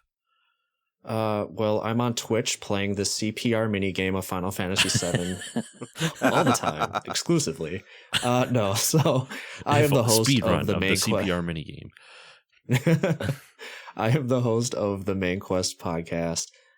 It is a retro gaming podcast similar to what Shane and Chris do over at Retro Hangover, except with the caveat that I am replaying my entire life's library in chronological order. So I started at Turbo Graphics. Things are a little muddy at the beginning there, but I started with the Turbo Graphics, went to the NES, and I'm currently now replaying my library of Genesis games. You can find that show pretty much on whatever podcatcher that you're using right now. And you can also check out all the links on my link tree, which is linktr.ee/mainquestpod. And of course, Josh, thanks, man, for having me on. It's been a long time coming. We've been talking back and forth about whenever one of us is going to appear on each other's podcast. And of course, will be 3 hours long, reciprocated, coming up in the future here. But Yeah, thank you so much. And of course, Chris, it's always great to talk with you. So Absolutely. Thank you both for coming on the show. And as usual for me, you can follow me on Facebook, Twitter, and Instagram at StillLoadingPod on all of them. If you want to email me, you can email me stillloadingcontact@gmail.com. If you want to support the show, you can do that in a number of ways. You can give it a 5-star rating or review on Apple Podcast or whichever podcasting app you use, because that pleases the algorithm gods and it makes me feel warm and fuzzy. And I like feeling warm and fuzzy. If you want to support the show monetarily, you can go to patreon.com/stillloadingpod. For $1 a month, you'll get all the episodes a few days early at a better audio rate. Plus, you get voting rights to hopefully what will become, actually I took a cue from your guys' show, Chris, quarterly patron polls of trying to come up, like, play games that I've never played before. The first one is going to be Spec Ops: The Line, that was already voted on for, and we'll see when I actually get around to doing that episode, but it's on the books. It's on the docket, I should say. For $4 a month, you'll get everything at the $1 tier, plus bonus mini episodes, which tons of random topics. There's at least 30 of them out right now. I will say, just to entice you a little bit, I started a series of reviewing a bunch of shitty bootleg handheld games on the My Arcade Gamer 5 portable system or whatever. If you want to see what Curly Monkey 1 and 2 is like, you got to listen to the episode, or the episodes. And then for $5 a month, you'll get everything that I mentioned before, plus access to the Patreon exclusive podcast, Still Bonding, where my friend Erica and I bond over 007, and those episodes are about as long as this one, actually. So there's a lot of content out there for that. That will do it for this episode. The Bit by Bit Foundation. The Bit by Bit Foundation is a nonprofit organization whose mission is to put video games and video game consoles in the hands of kids receiving inpatient care at hospitals. So if you want to support them, go to bitbybitfoundation.org and consider donating. That is all. That is the end of the winter of Final Fantasy. Thank you all so much for joining me. Keith and Chris, thank you once again. thank you. Thank you. And I will see you all actually, let's just wait just one more quick moment. To wrap up this winter of Final Fantasy, I wanted to get a little sentimental, a little cheesy. I wrote some thoughts and words down about my feelings of these 3 games that I covered over these last 3 weeks. And it gets a little cheesy, but I really wanted to put this into writing. So this is what Final Fantasy has meant to me.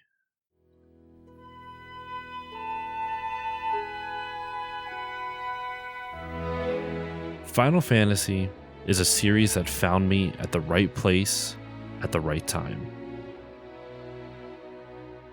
It is a series that helped form me and is one of my earliest experiences in having a game and its world capture my imagination. Final Fantasy VII, 8, and 9 are games that made JRPGs synonymous to me with great storytelling, characters, visuals, and music. And while I have played newer and older entries in the series to varying levels of enjoyment, these 3 games will always be at the heart of what Final Fantasy is to me as I experienced it. I hope the winter of Final Fantasy shows how much these games have meant to me. I cannot thank the guests who have joined me on this journey enough, who set aside some of their time to help me make this series what it was. Please make sure you go support them. And that will do it for the winter of Final Fantasy. Thank you all for listening, and I will see you all next time.